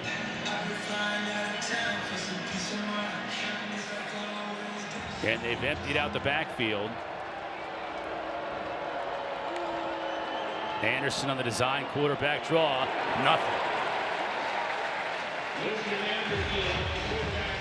Yeah, they're getting Anderson in there to try to have a quarterback draw, obviously. Louisville offense is familiar with that. 2 weeks ago when they played JMU facing Matthew Sluka, they got that look a lot. So even with only having 4 defensive linemen in the box and a 5th linebacker, they're sniffing that out right away. Yeah, Renee Conga, the Canadian, in the middle of that defensive line, just waiting for it to come into his lap. Second 3 and out on the day. And Lacy, who returned one for a touchdown earlier, is going to get another opportunity here. High kick from Henderson. And Lacy's just going to watch this one bounce out of bounds, but good field position to start this drive for Louisville. Cardinals back on offense when we come back, up 21.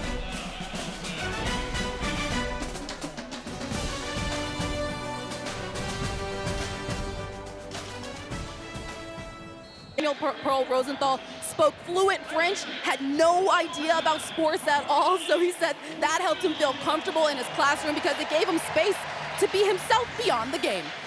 Yeah, that's some interesting stuff and good stuff. It's a USC degree, man. Good thing. Do you have a degree from USC and Pitt? I got 2 of them from SC and 1 from Pitt. Oh, come on. It's a benefit of graduating high school early. Moss on the flea flicker. That's going to be a big game. All the way down to the 22. Little trickeration. Jaleel Skinner showed that he could get downfield on the receiving end. So it might be 24-3, but Louisville's not taking the gas, their foot off the gas at all. Little flea flicker. Looked like his hand may have caught up a little bit at the end. Miller Moss, that was. Not there, flicking it out. Obviously another big play. Well, first down. Jaleel Skinner getting involved. Cardinals back in business. Remember, this game was 3-0 Bowling Green in the first quarter. And he's been all Louisville since. Moss rolling the pocket, looking in the end zone. Trying to get it to Lacy, and just overshoots him. He was covered beautifully that time. As the season goes on, those are the types of plays when it's a heavy run fake to the right and then you're rolling out the other way. Have to think when Isaac Brown is the running back in the backfield and you get safeties and linebackers really keying in on that. Those are the types that's when, you know, the wrinkle of being able to roll off is, you know, beneficial. There you see Coach Brom a little unhappy with the officials. Just a little bit. Jalen McClendon was in good coverage, the Tennessee State transfer on the play. Second down and 10. Moss now pressure. Just throws that one away into a space where nobody was. Moss is still down after the hit. I think they might be thinking that the receiver fell down on the play. If I was Eddie George, I'd be in the ear of the ref. That was, you had to think about intentional grounding. As we're seeing the hit here. Bang to the ground, no whiplash with his neck, which is always a good sign, but obviously slow to get up there. Champong on the hit on the quarterback. It's 3rd and 10. You can see the scrapes there when, yeah, the scrapes on his left arm. He's got the tire turf on his forearm. He's been on his back a little bit today. Moss on 3rd and 10. Pressure coming, overshoots his receiver. That was Antonio Meeks with McClendon again in coverage. McClendon showing good cover skills.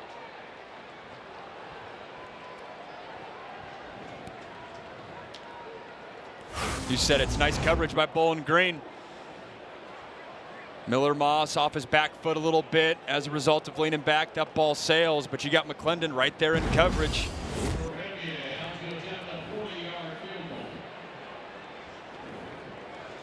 Forty-yard kick for Ranvier.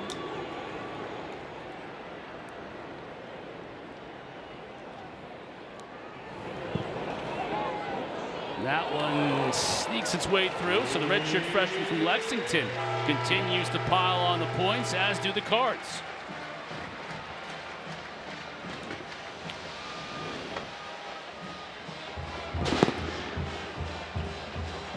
Cardinals put 3 more on the board. Bowling Green keeps them out of the end zone, but they've got some work to do offensively if they want to work their way back into this game here in the second half.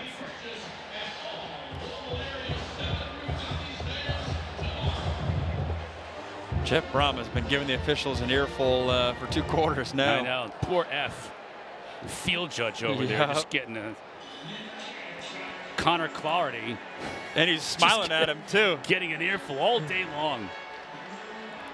I wonder what it's not clear what he's arguing. Now the linesman is involved, saying that's on me. Really unhappy.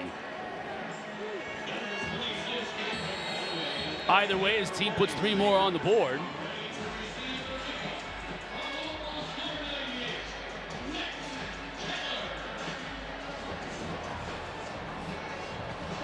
Nick Keller boots it away.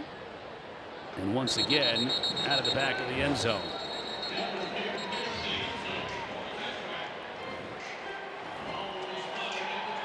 Louisville defensive coordinator Ron English. Got these boys rolling so far this year, and you know, an offseason storyline or an area they wanted to improve was giving up the big plays. It's something they struggled with a year ago. I mean, so far this season, so far this game, you know, you are what you emphasize. They've been emphasizing that all offseason, and so far have addressed it. Obviously, they'll have some tougher tasks moving forward, but Coach English has to like what he's seen. They've definitely limited the explosive plays too. Bowling Green with just 1 play in the entire game offensively of more than 20 yards. They've kept it close to the vest and made Bowling Green earn every single yard. They won't even earn 1 on this play. Caleb Perry stopping him at the line of scrimmage.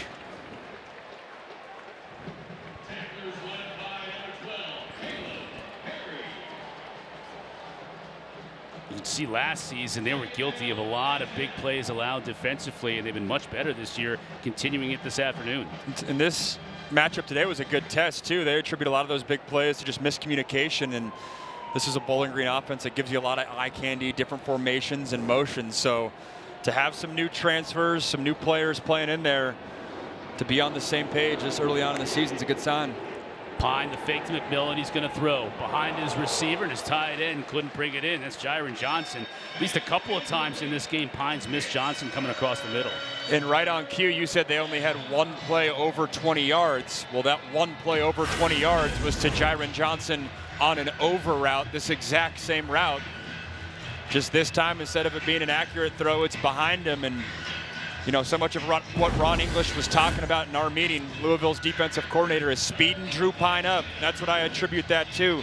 You get going quick. You don't necessarily allow your receiver to run into that open window, and as a result, you're throwing it early and behind your receiver. Pine 9 for 17 on the day, now facing 3rd and 10. Pressure coming on the backside. Screen pass, but batted up in the air, incomplete. Clev Lubin got a hand on it. And then you got the big uglies up there with the mitts and the boxing gloves on their mitts trying to bring in that pass, and it falls at their feet. That's 2 heads-up plays by Clev Lubin today. 1 on the screen route, getting involved there and batting the ball down. And then right here, this one could have gone. This was a throwback to the tight end, and that could have been out the gate if Clev Lubin's football awareness was not what it is. He is the one guy on this defense. It's a strong defensive group like we've talked about today, but 50 really pops on film. He's got an excellent get-off, elite in the pass rush game, and then right there getting involved in the pass coverage game. Louisville puts some pressure on Henderson, but he gets off a good kick. And it bounces sideways where Bowling Green will kill it dead right there. Louisville with the football and the lead when we come back.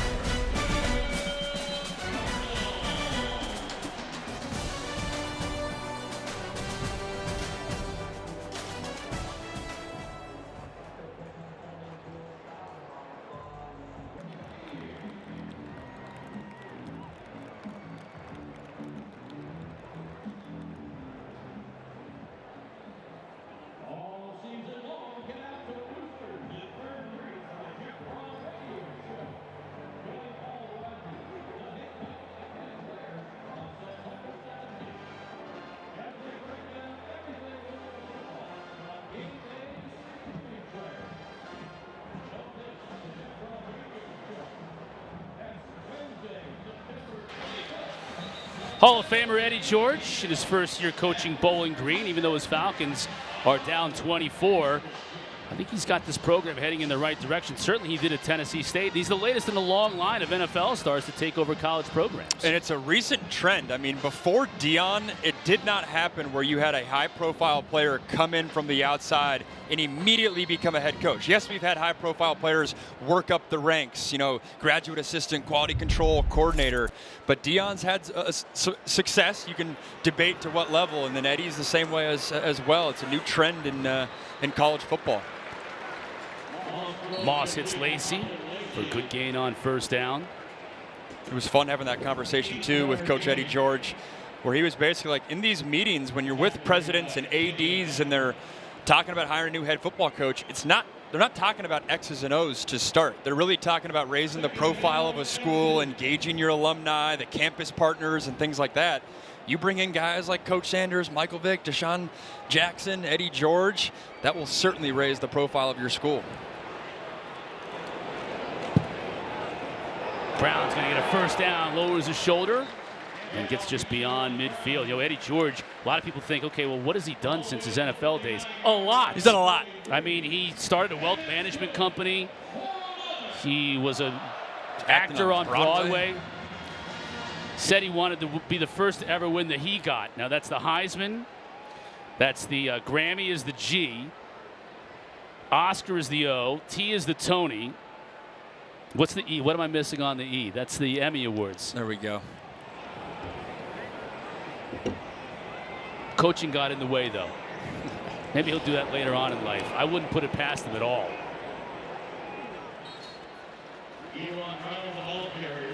Yeah, it was cool prepping for this week. You know, had a great year last year at Tennessee State.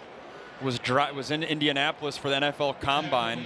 Driving back down to Tennessee State to get ready for spring ball, gets a call from Urban Meyer, former Bowling Green coach, who was like, "Hey, Eddie, you should entertain this head coaching job." One thing led to another, and then March he takes over the reins. And if he keeps having success, you know, Colorado's got to get things back on track. But I think those two guys are very much the start of a trend that could keep coming. Again, athletic departments are looking to make a splash higher, and big-time players like that certainly are that. Easy pitch and catch to Receiver Collins. They'll move the sticks once again. Wrapping things up on Coach George. We showed Brandon Fisher and that great beard, their defensive coordinator, and he said the one thing, he put so much trust in his coordinators and his staff and his assistants to just, you guys handle it. You know, it's one of those things where he puts that trust and faith in his staff. And he's not going to be super hands-on in terms of burning himself out. He's going to allow his assistants to do their jobs. Moss is going to go to the end zone. Almost a fantastic catch from Trajan Hurry. Once again, Jalen McClendon in good coverage for the Bowling Green Falcons. One last little mark there on Eddie George. You're spot on. But it's not one of those things where he's just a face and totally hands-off. I mean, every one of his coordinators was like he's an elite culture builder, captain throughout his playing days. I mean, he still looks like he could play running back, which speaks to the kind of work ethic that he has. We talked about it, son of Jeff Fisher.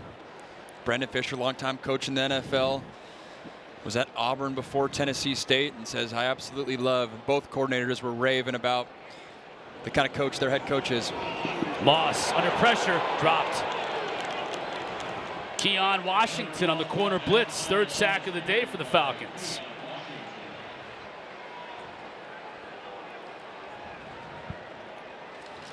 And a drive that started with so much promise for Louisville now is backed up. The Cardinals facing a 3rd and 18.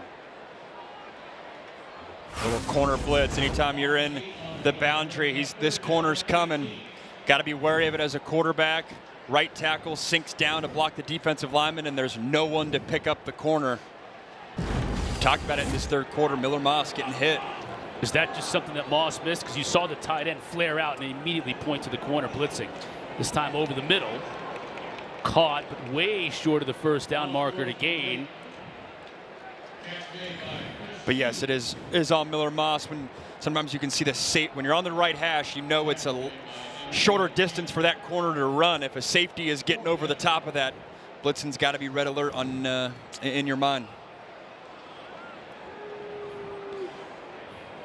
This is going to be a long field goal attempt. They're going to bring in Nick Keller. He's usually the kickoff specialist, but anything 53 and plus, they'll bring him out to give it a shot.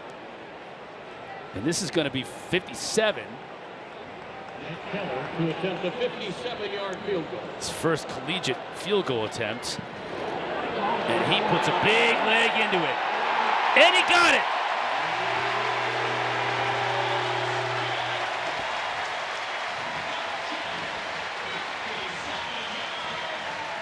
What a kick. Now Jeff Brom knows he's got some range by his specialist.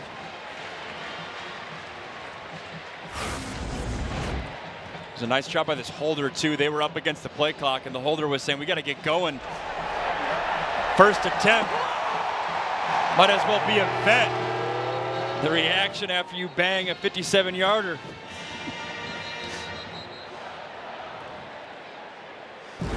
So Keller and Ranvier are a nice combo, kicking field goals for the Cardinals. The lead is 30-3.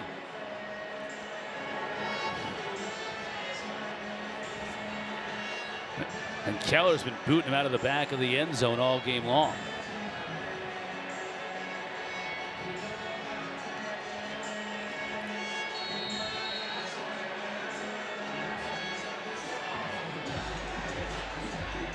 Seeing Jeff Brom go to the iPad there when you're a play calling head coach, it's such an advantage with the iPads now being a factor in college football where you're able to study up and get feedback in real time. The downside in the previous era without iPads is if you had to manage a team as a head coach and call plays and juggle all the information and whatnot, it's really hard to do without being able to reference an iPad.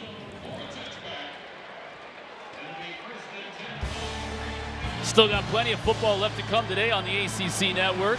Florida State, Kent State coming up immediately following our game. And then tonight, 7:30 Eastern, Stanford and Virginia from the grounds. Both games also available on the all-new ESPN app, so check it out. Man, the marriage between Gus Malzahn, Florida State's offensive coordinator, and Thomas Castellanos feels like the perfect pairing. Off to a great start so far in September. That's a case of something that's easier said than done, because don't you think everybody goes in and says, we just got to prevent Castellanos from beating us with his legs and make him become a thrower. Totally. Well, we know that, but doing that is a different thing. And even if you do that, I think he has the ability to throw the rock and make some plays. And they got some transfers and some weapons at receiver. I've been impressed.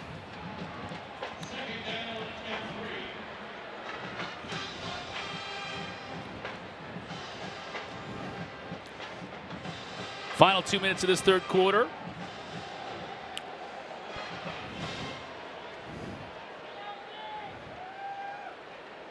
Bowling Green with, again, a positive gain on first down. They just haven't been able to string enough of them together to put a drive together. Because of plays like that by Cleve Lubin in this Louisville defense. Again, seeing the range that 50 Cleve Lubin brings to the park. I thought it was interesting, too, talking with their staff of, you know, he was a big get in the transfer portal, but he is just 6'3", 250. Not as big as some defensive ends, and reason why Louisville's able to get him and maybe not a top-tier SEC or Big Ten program. Kendra, what do you got for us? Continuing to talk about Cleve Lubin, this is a guy who told me that he's felt like he's been doubted majority of his career. So I asked him, what's keeping you going? He said he wants to be recognized as one of the best defenders in the country. That's why he shows up every day. His mindset is to dominate and to prove something and to give people a reason to believe in what he believes in. False start. Offense number 89, 5-yard penalty. Third down. Yeah, now he's going to pin his ears back on this play. One thing that jumps off film is just his get off too. I don't know if it's whatever he's getting. He's a smart guy. They always that's what they're saying. Maybe he's picking up on a snap count or whatnot. But I feel like if he stays at this rate throughout the whole season, he'll have a NFL type future. Wearing the popular football shorts. Not a knee pad. Knee in pads sight. optional. No. Started his career at Army, then went to Iowa Wesleyan Junior College, Coastal Carolina, and now he's here in Louisville. And he's coming. Underneath, shy of the first down. D'Angelo Hutchinson, he's played a great game today. I've been mentioning his name all afternoon long. Rangy too, 6'3", 200. This Louisville defense has been sharp all day long. Bowling Green will have to punt it away, but they're content to let this clock wind down to end the third quarter. Coach Brom said he didn't really like having a bye week so early on in the season after 2 weeks, but making the most of it, coming out here strong today. Lacy, watch out. He's already got one on the day. Returns it all the way to the 35 and pounds the turf. He feels like he had one more man to make miss, and he would have been gone again. Yeah, you can see him say a four-letter word right there. Wants this one back. Feels like if he had made a different cut, maybe it's a house call. But man, is he decisive. That's a good tackle. I think he's just frustrated that the punter is the one that got him. It's always the cardinal sin when you're a return man. But man, what a day from Lacy. We've said it a few times today, but talking with the staff yesterday, they wanted to make sure Caullin Lacy was part of the game plan, and they did that, but he also made himself a part of the game plan, returning those kicks.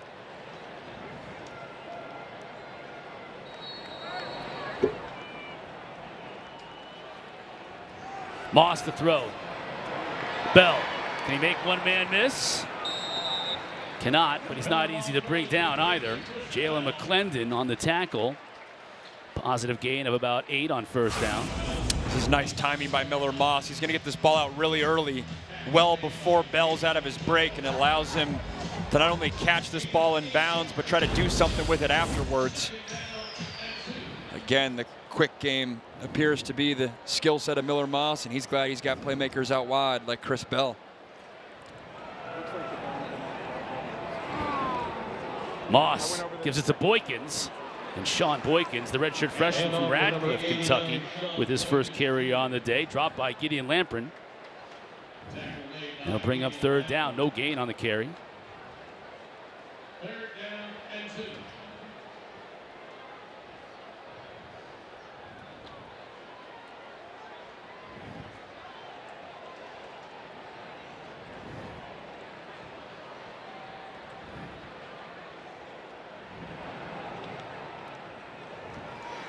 The fake to Boykins. Tight end, that's a nice tackle coming up by Pascal. Kariski had nowhere to go on his first catch of the year, and Pascal dropped him. Pascal's done a nice job today triggering on some of those plays and making tackles in open space. The safety from Miami, Florida, and Louisville fans, I know that catch didn't go anywhere, but good to see Kariski getting back. Tight end for this Louisville squad that was out in past weeks. Now healthy, they'll need him for ACC play. That's a good point. Yeah, the hand injury. Getting his first action of the year. These kickers have had a lot of action today. Ranvier looking for another 3 more. And you can put it on the board.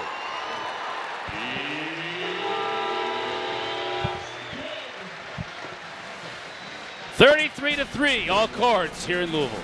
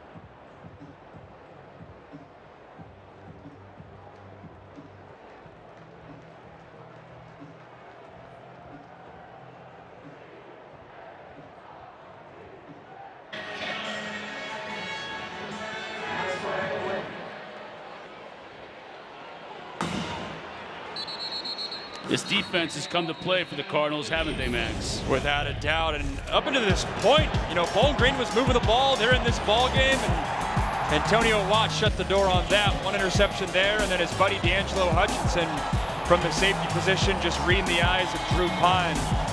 Again, in the first half, Bowling Green was battling, but you look to those 2 interceptions, really a key point in that first half. Yeah, that pick by Hutchinson right at the end of the first half, squashing a potential scoring opportunity for Bowling Green. And then you think about the second half, this Louisville defense on the field for 3 drives. They've yet to allow a first down in all 3 drives. Pine trying to do it through the air. He's got time. And again, misses a short opportunity. Blaine Cleaver, the tight end, just overshoots him. One thing we were talking about with Eddie George, with this quarterback, Drew Pine, as they're going to switch out quarterbacks, is just when you've been to 4 different stops like Drew Pine has been to, that comes with a lot of scar tissue as well. Like, the reason you're leaving is because things aren't working out. So much of this, rest of this quarter, but then also in these next couple weeks is getting back to a point where Drew Pine can have that confidence, be decisive. Obviously, it was a tall task today, but he's a guy that can play. You just got to get him in rhythm. Lucian Anderson in the game. He's got a blocker in front of him. Gets outside. He may go the distance. I don't think anybody's going to catch him. Touchdown, Falcons. 75 yards.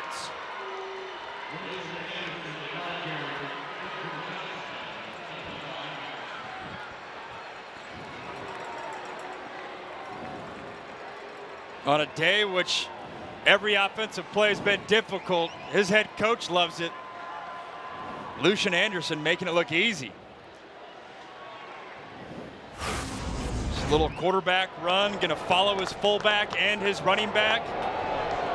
Quickly gets up onto that safety, makes one guy miss, and he's off to the races. That was a big hole. Using the legs of Lucian Anderson to make a guy miss, and a touchdown.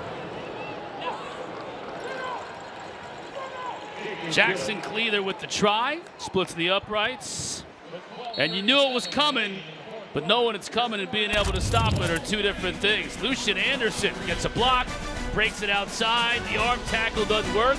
75 yards later, he hits Pater.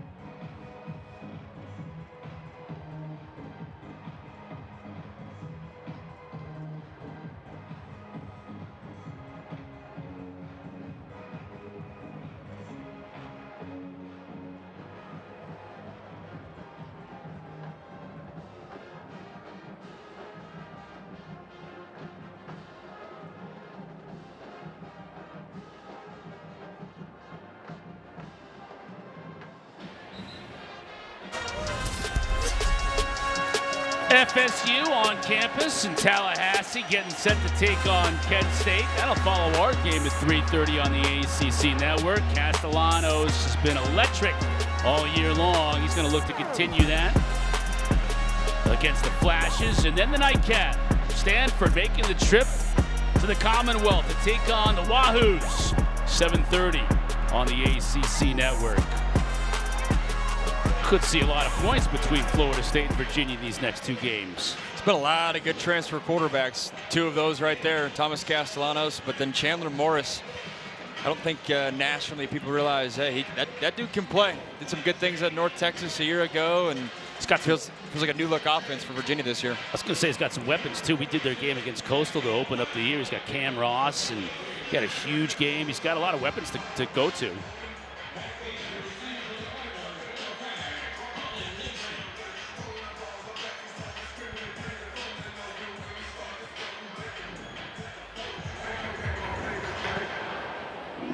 Zach Long puts a big toe into it.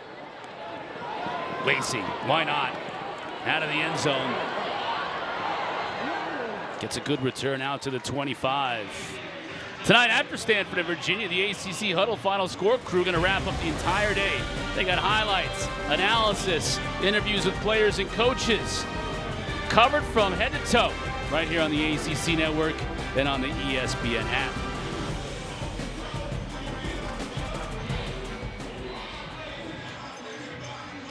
Some fans here that were here at the start at L&N Federal Credit Union Stadium opting to obviously make their way over to Louder Than Life, the heavy metal show just next door.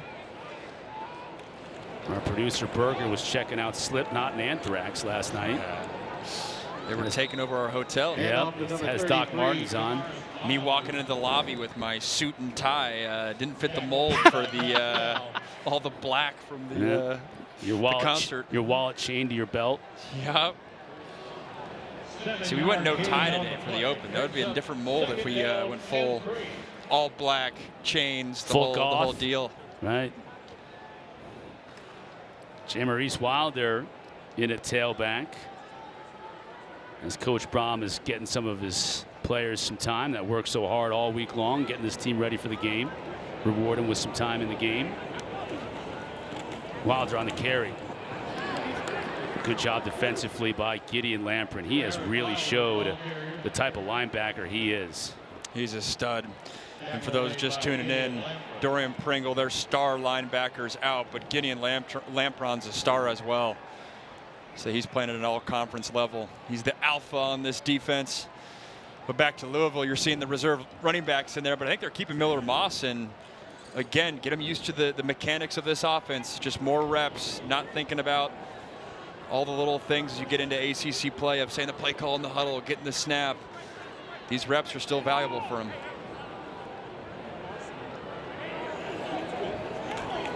Moss quickly. Bell. Ooh, takes a big hit and bounces off it. Holds on to the ball. Not only learning the mechanics, but getting on the same page with that guy. That's a tandem that they're going to want to see hook up all season long. Moss to Bell, accurate throw, puts it right on his chest, protecting his receiver, big hit. You know, if that ball's above his face mask or down below his feet, that could have resulted in a big hit. Jalen McClendon shaking up on the play. We'll keep an eye on him when we come back.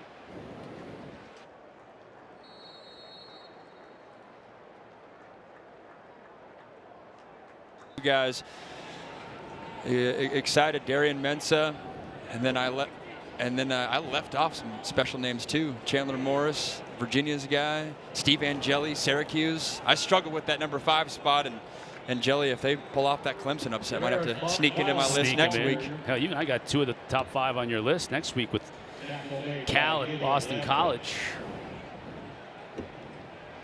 Castellanos is next up here, Florida State and Kent State. Yeah, I put those 2 guys first just because of the impact. Like, no one's talking about Cal before the season. You know, Cal's made some noise early on, and then Florida State obviously well documented their 2-win season a year ago. Get Castellanos in there, get Gus Malzahn as a new offensive coordinator, and man, that's a revitalized program. Moss to throw as a receiver wide open. Lacy shrugs off a tackle. Still on his feet. His huge day continues. Lorfils and Lamprin ran him out, but not after another 25 yards on the receiving end for 5 in red. When you get 5 in space, it's a problem for the defense. Hard to take down an open field. Switching the ball to opposite hands. Yards after catch. We talked to this coaching staff with Isaac Brown and Duke Watson banged up.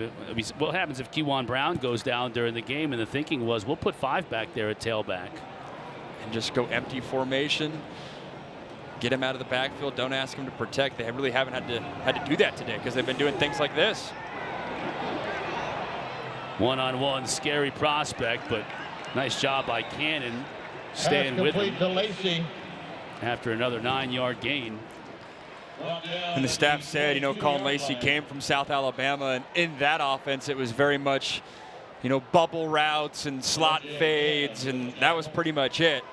Couldn't be more opposite in this scheme. They're asking him to do everything. We've seen, jet sweep. We've seen him on the outside lane. We've seen slants, drag routes. Really asking him to be a true dynamic slot receiver, which is what his coach, Deion Branch, was in the National Football League. 9 catches for 110 yards and the punt return touchdown for Lacy. Big run here by Braxton Jennings. True freshman out of Ashland, Kentucky. Braxton Jennings, the ball carrier, stopped at the 14-yard line. We talked about the youth of this Bowling Green backfield. Well, now we're getting to see Boykins and Jennings, redshirt freshman and true freshman, respectively, carrying the ball. They had a pretty good true freshman running back last year that it took them about 3 weeks to figure out what they had in Isaac Brown, and then week 4 came and he took off the rest of the season.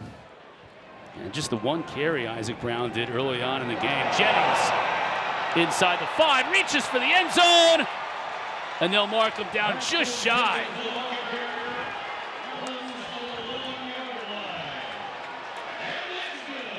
What an effort, though.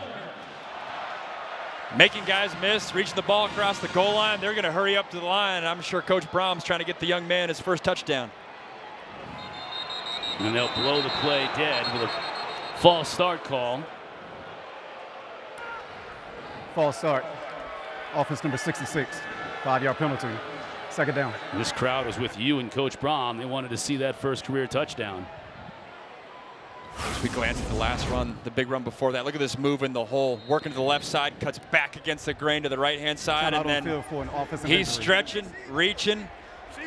That last stretch, he gave himself an opportunity. What a run.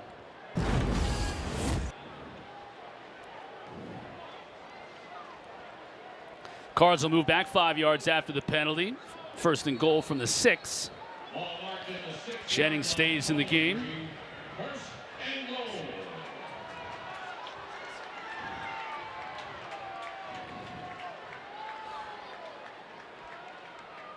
Moss to throw.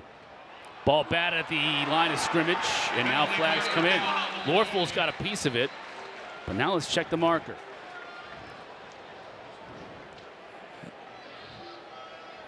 They're going to get a... Yeah. There's no foul for defensive pass interference. The ball was tipped. Yeah, the referees were discussing right when the flag was thrown. Bowling Green batted the ball, so the second you bat the ball, then holding and pass interference is off. Without that batted ball, this would have been pass interference. Bowling Green gets a hand on that. Man, we've seen that a couple times today.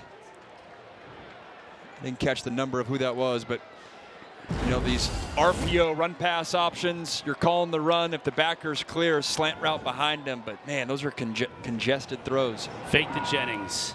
Moss rolls the pocket, looks for Bell, defended. Incomplete.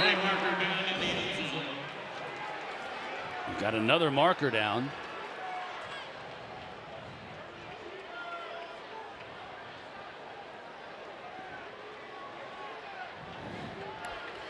Prior to the pass, holding. Defense number 10. Half the distance to the goal, automatic first down.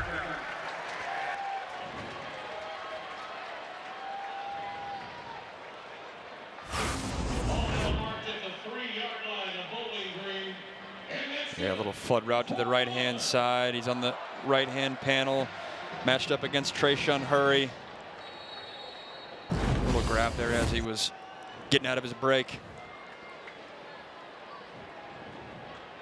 Seeing all sorts of different colored mouth guards. Got purple with a brown and orange team. We got green with a red team.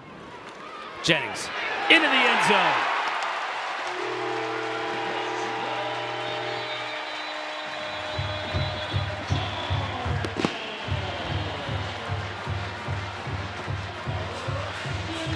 Getting the young man his first collegiate touchdown. He earned it too. Had the big run just a couple plays before that. And man, this Louisville team's getting to a deep stable of running backs. They're just going to hand it off to him. Again, cuts back against the grain, and impressed with his size, almost 200 pounds for a true freshman running back, using that frame to get in the end zone.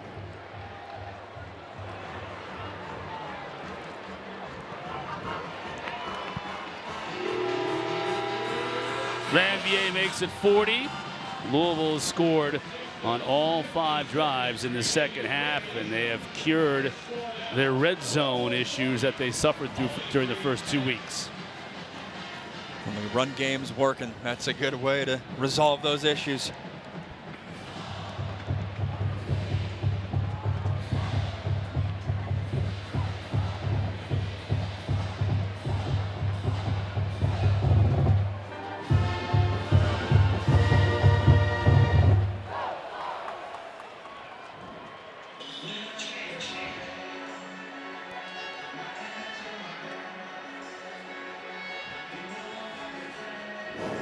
Oh, that's almost a smile on Jeff Brom's face there.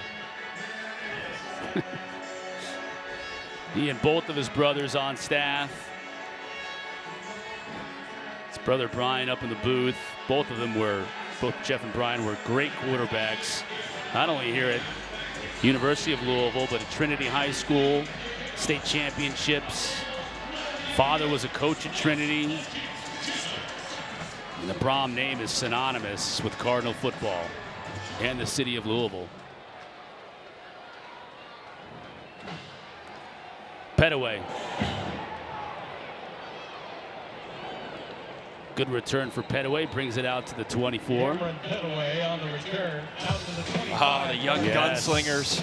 Don't see that face mask on the right all that often anymore. That was a surefire sign of a quarterback, though. That face mask was automatic right there. Brian Brom on the right won 3 state championships at Trinity. He threw for 500 yards and 7 touchdowns in a state championship game. That's presumably against the second best team in the state. And it's one thing to do it in this era. That was when, spread offenses were somewhat rare. That's getting it done. Jeff had a minor league baseball career as well, and Brian, both of them NFL quarterbacks. Brother was a receiver here. Sister, Kimberly, great athlete.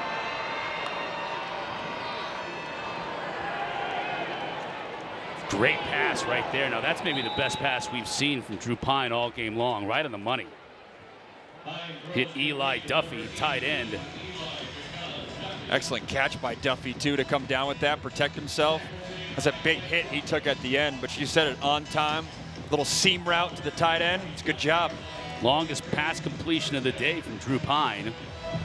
And now in the final 6 minutes here of this game for Eddie George and company, it's really about trying to get some things straightened out as they look toward MAC play. They have a huge game next week at Ohio. That's a showdown in the MAC. An Ohio squad that's looking good, too. Gave Ohio State all it could handle through one half, and they beat West Virginia a couple weeks ago. Mockery. Good run from him on first down. They'll move the sticks again. There's Brian Brom. What they've done with quarterbacks is awfully impressive. We talked about it in the open, but it's one thing to get a transfer guy in the portal from a lower level who's had success there, and then he comes to your system and just continues. The Brown brothers have been getting guys that it didn't end well at their previous stop. Jack Plummer at Cal, Tyler Shuck at Texas Tech by way of Oregon, Miller Moss at USC. Obviously, all those guys can play, but, Plummer and Shuck, NFL guys. Shuck was a high-end second-round pick. They're hopeful that, Miller can fall in line with that. A Mockery straight ahead, picks up 4. It's another shot of the Those bleach two tips. brothers. Yeah. You got some bleach tips there. We got to ask Coach about that if we get him again this season. And just the hair on Jeff on the left. Second down and 6.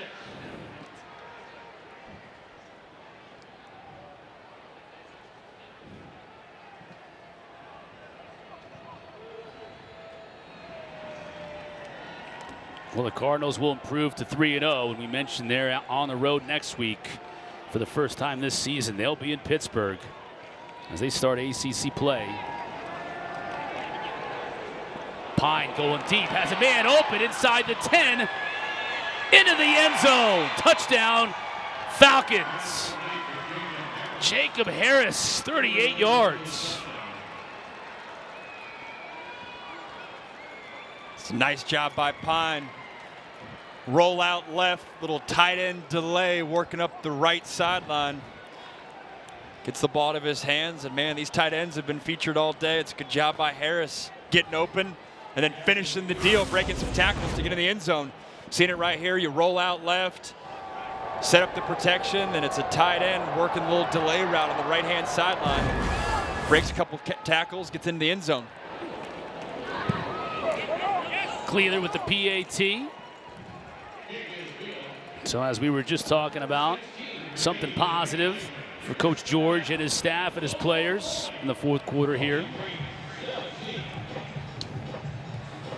Pine at the start of that drive had only 71 yards passing on the day, so he almost doubles it in 2 completions on that drive.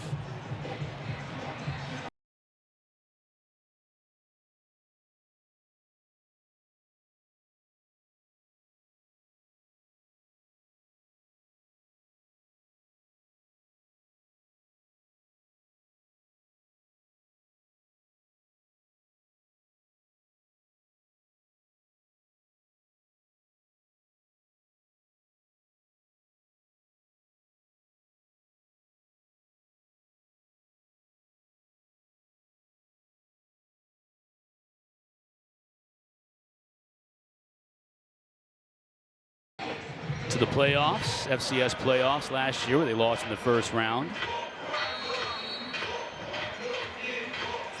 Every award you could possibly imagine as a player. Heisman, Hall of Fame, number retired in the Titans Ring of Fame.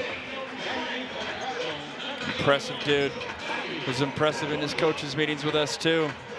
Can tell why it's worked out so far for him as a head coach. Aligns with, I feel like, his mental makeup.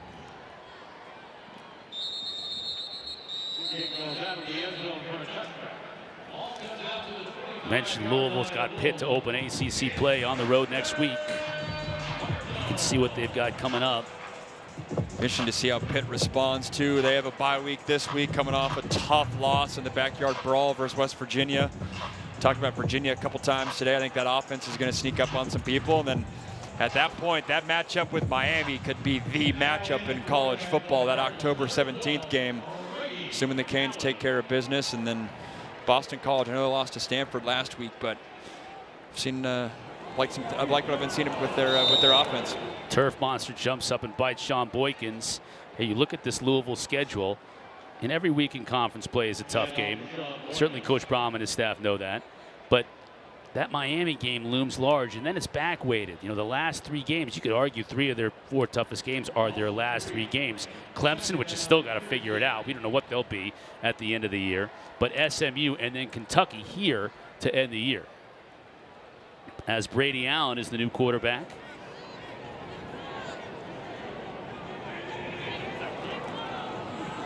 He'll throw on second down, completes a pass. Brady Allen throws complete. Got it out to Bobby Golden, got a flag in the backfield.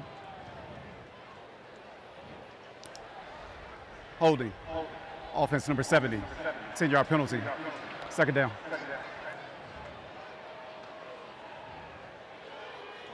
Trevante Sylvester, which Cards fans will be glad to see him back in action. Had 8 starts last year at left tackles. Lost some weight, though, trying to get back. He's been out recently, trying to get back in the rotation. Just another one of those added depth pieces for this Louisville offensive line. So many offensive linemen have to work to keep the weight on And when you get sick and you lose that weight, man, there's an uphill battle from there. Jamaris Wilder, nice cutback for him. Gets it out to the 17. Yeah, so many times those offensive linemen, from an outsider's perspective, it's just like, just eat a bunch of food. You can eat burgers and pizza all day. Well, the reality is you're working out all the time, and if you're gaining weight with burgers and pizza, it's not good weight. So it's the combination of you got to, increase your pounds on the scale, but it's got to be good athletic weight, especially in today's day and age in football.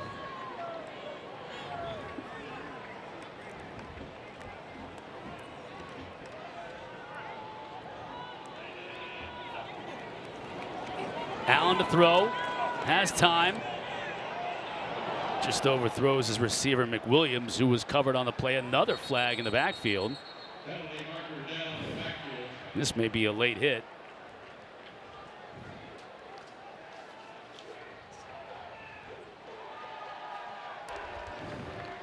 Personal foul, roughing the passer. Defense number 55, 15-yard penalty, automatic, first down. Evan Branch Haynes, just a little bit too late.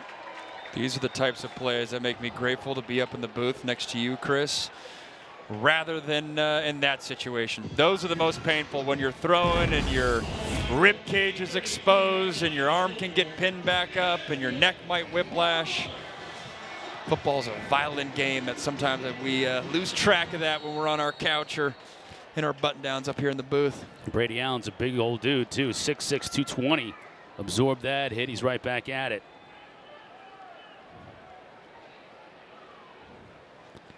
Fresh set of downs after the penalty. Jennings won't even get back to the line of scrimmage. Braxton Jennings, the ball carrier. De'Aaron Kelly on the tackle. And that will almost certainly get us to the 2-minute timeout.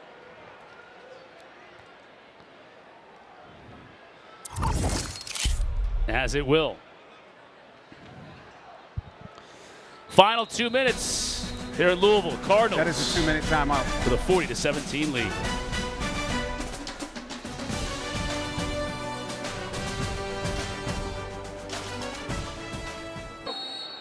Deuce Adams now the third quarterback to see some action for Louisville. Hands it off to Jennings. Bounces it outside. That's a nice run. Got a couple of blocks on the edge. Picks up the first down and more. Knocked out of bounds at midfield. This dude is physical for a true freshman running back. Braxton Jennings showing the patience, the line of scrimmage, bounces this ball out. Makes one guy miss and then breaking tackles. 1, 2, 3. Punishes the last defender as well. Showing some good things for the young freshman running back. Jamaris Wilder in the game now. And Adams couldn't quite get the handoff or pull it back from Jamaris. Puts it on the carpet, falls on it. It's always fun when the running backs get some work in at this stage, because there's the guys that get all the punishment in scout team every single week against the #1 defense. So when they get some open daylight in games like this, got to be happy for them. And you know the coaching staff and defense are happy as well, knowing how hard they work throughout the week.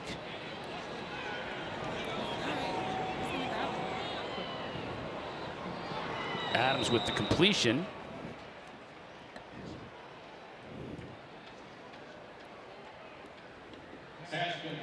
Got it to Jaden King.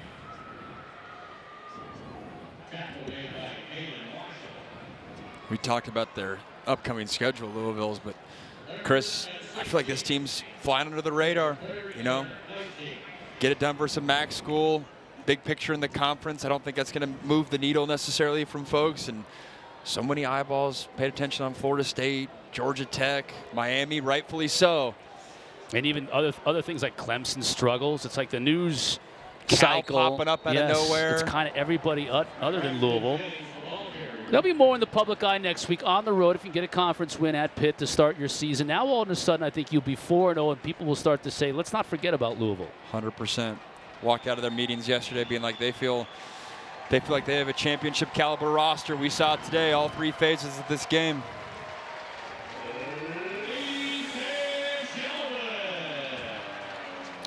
For Coach That is Jeff the end of the Brom. game.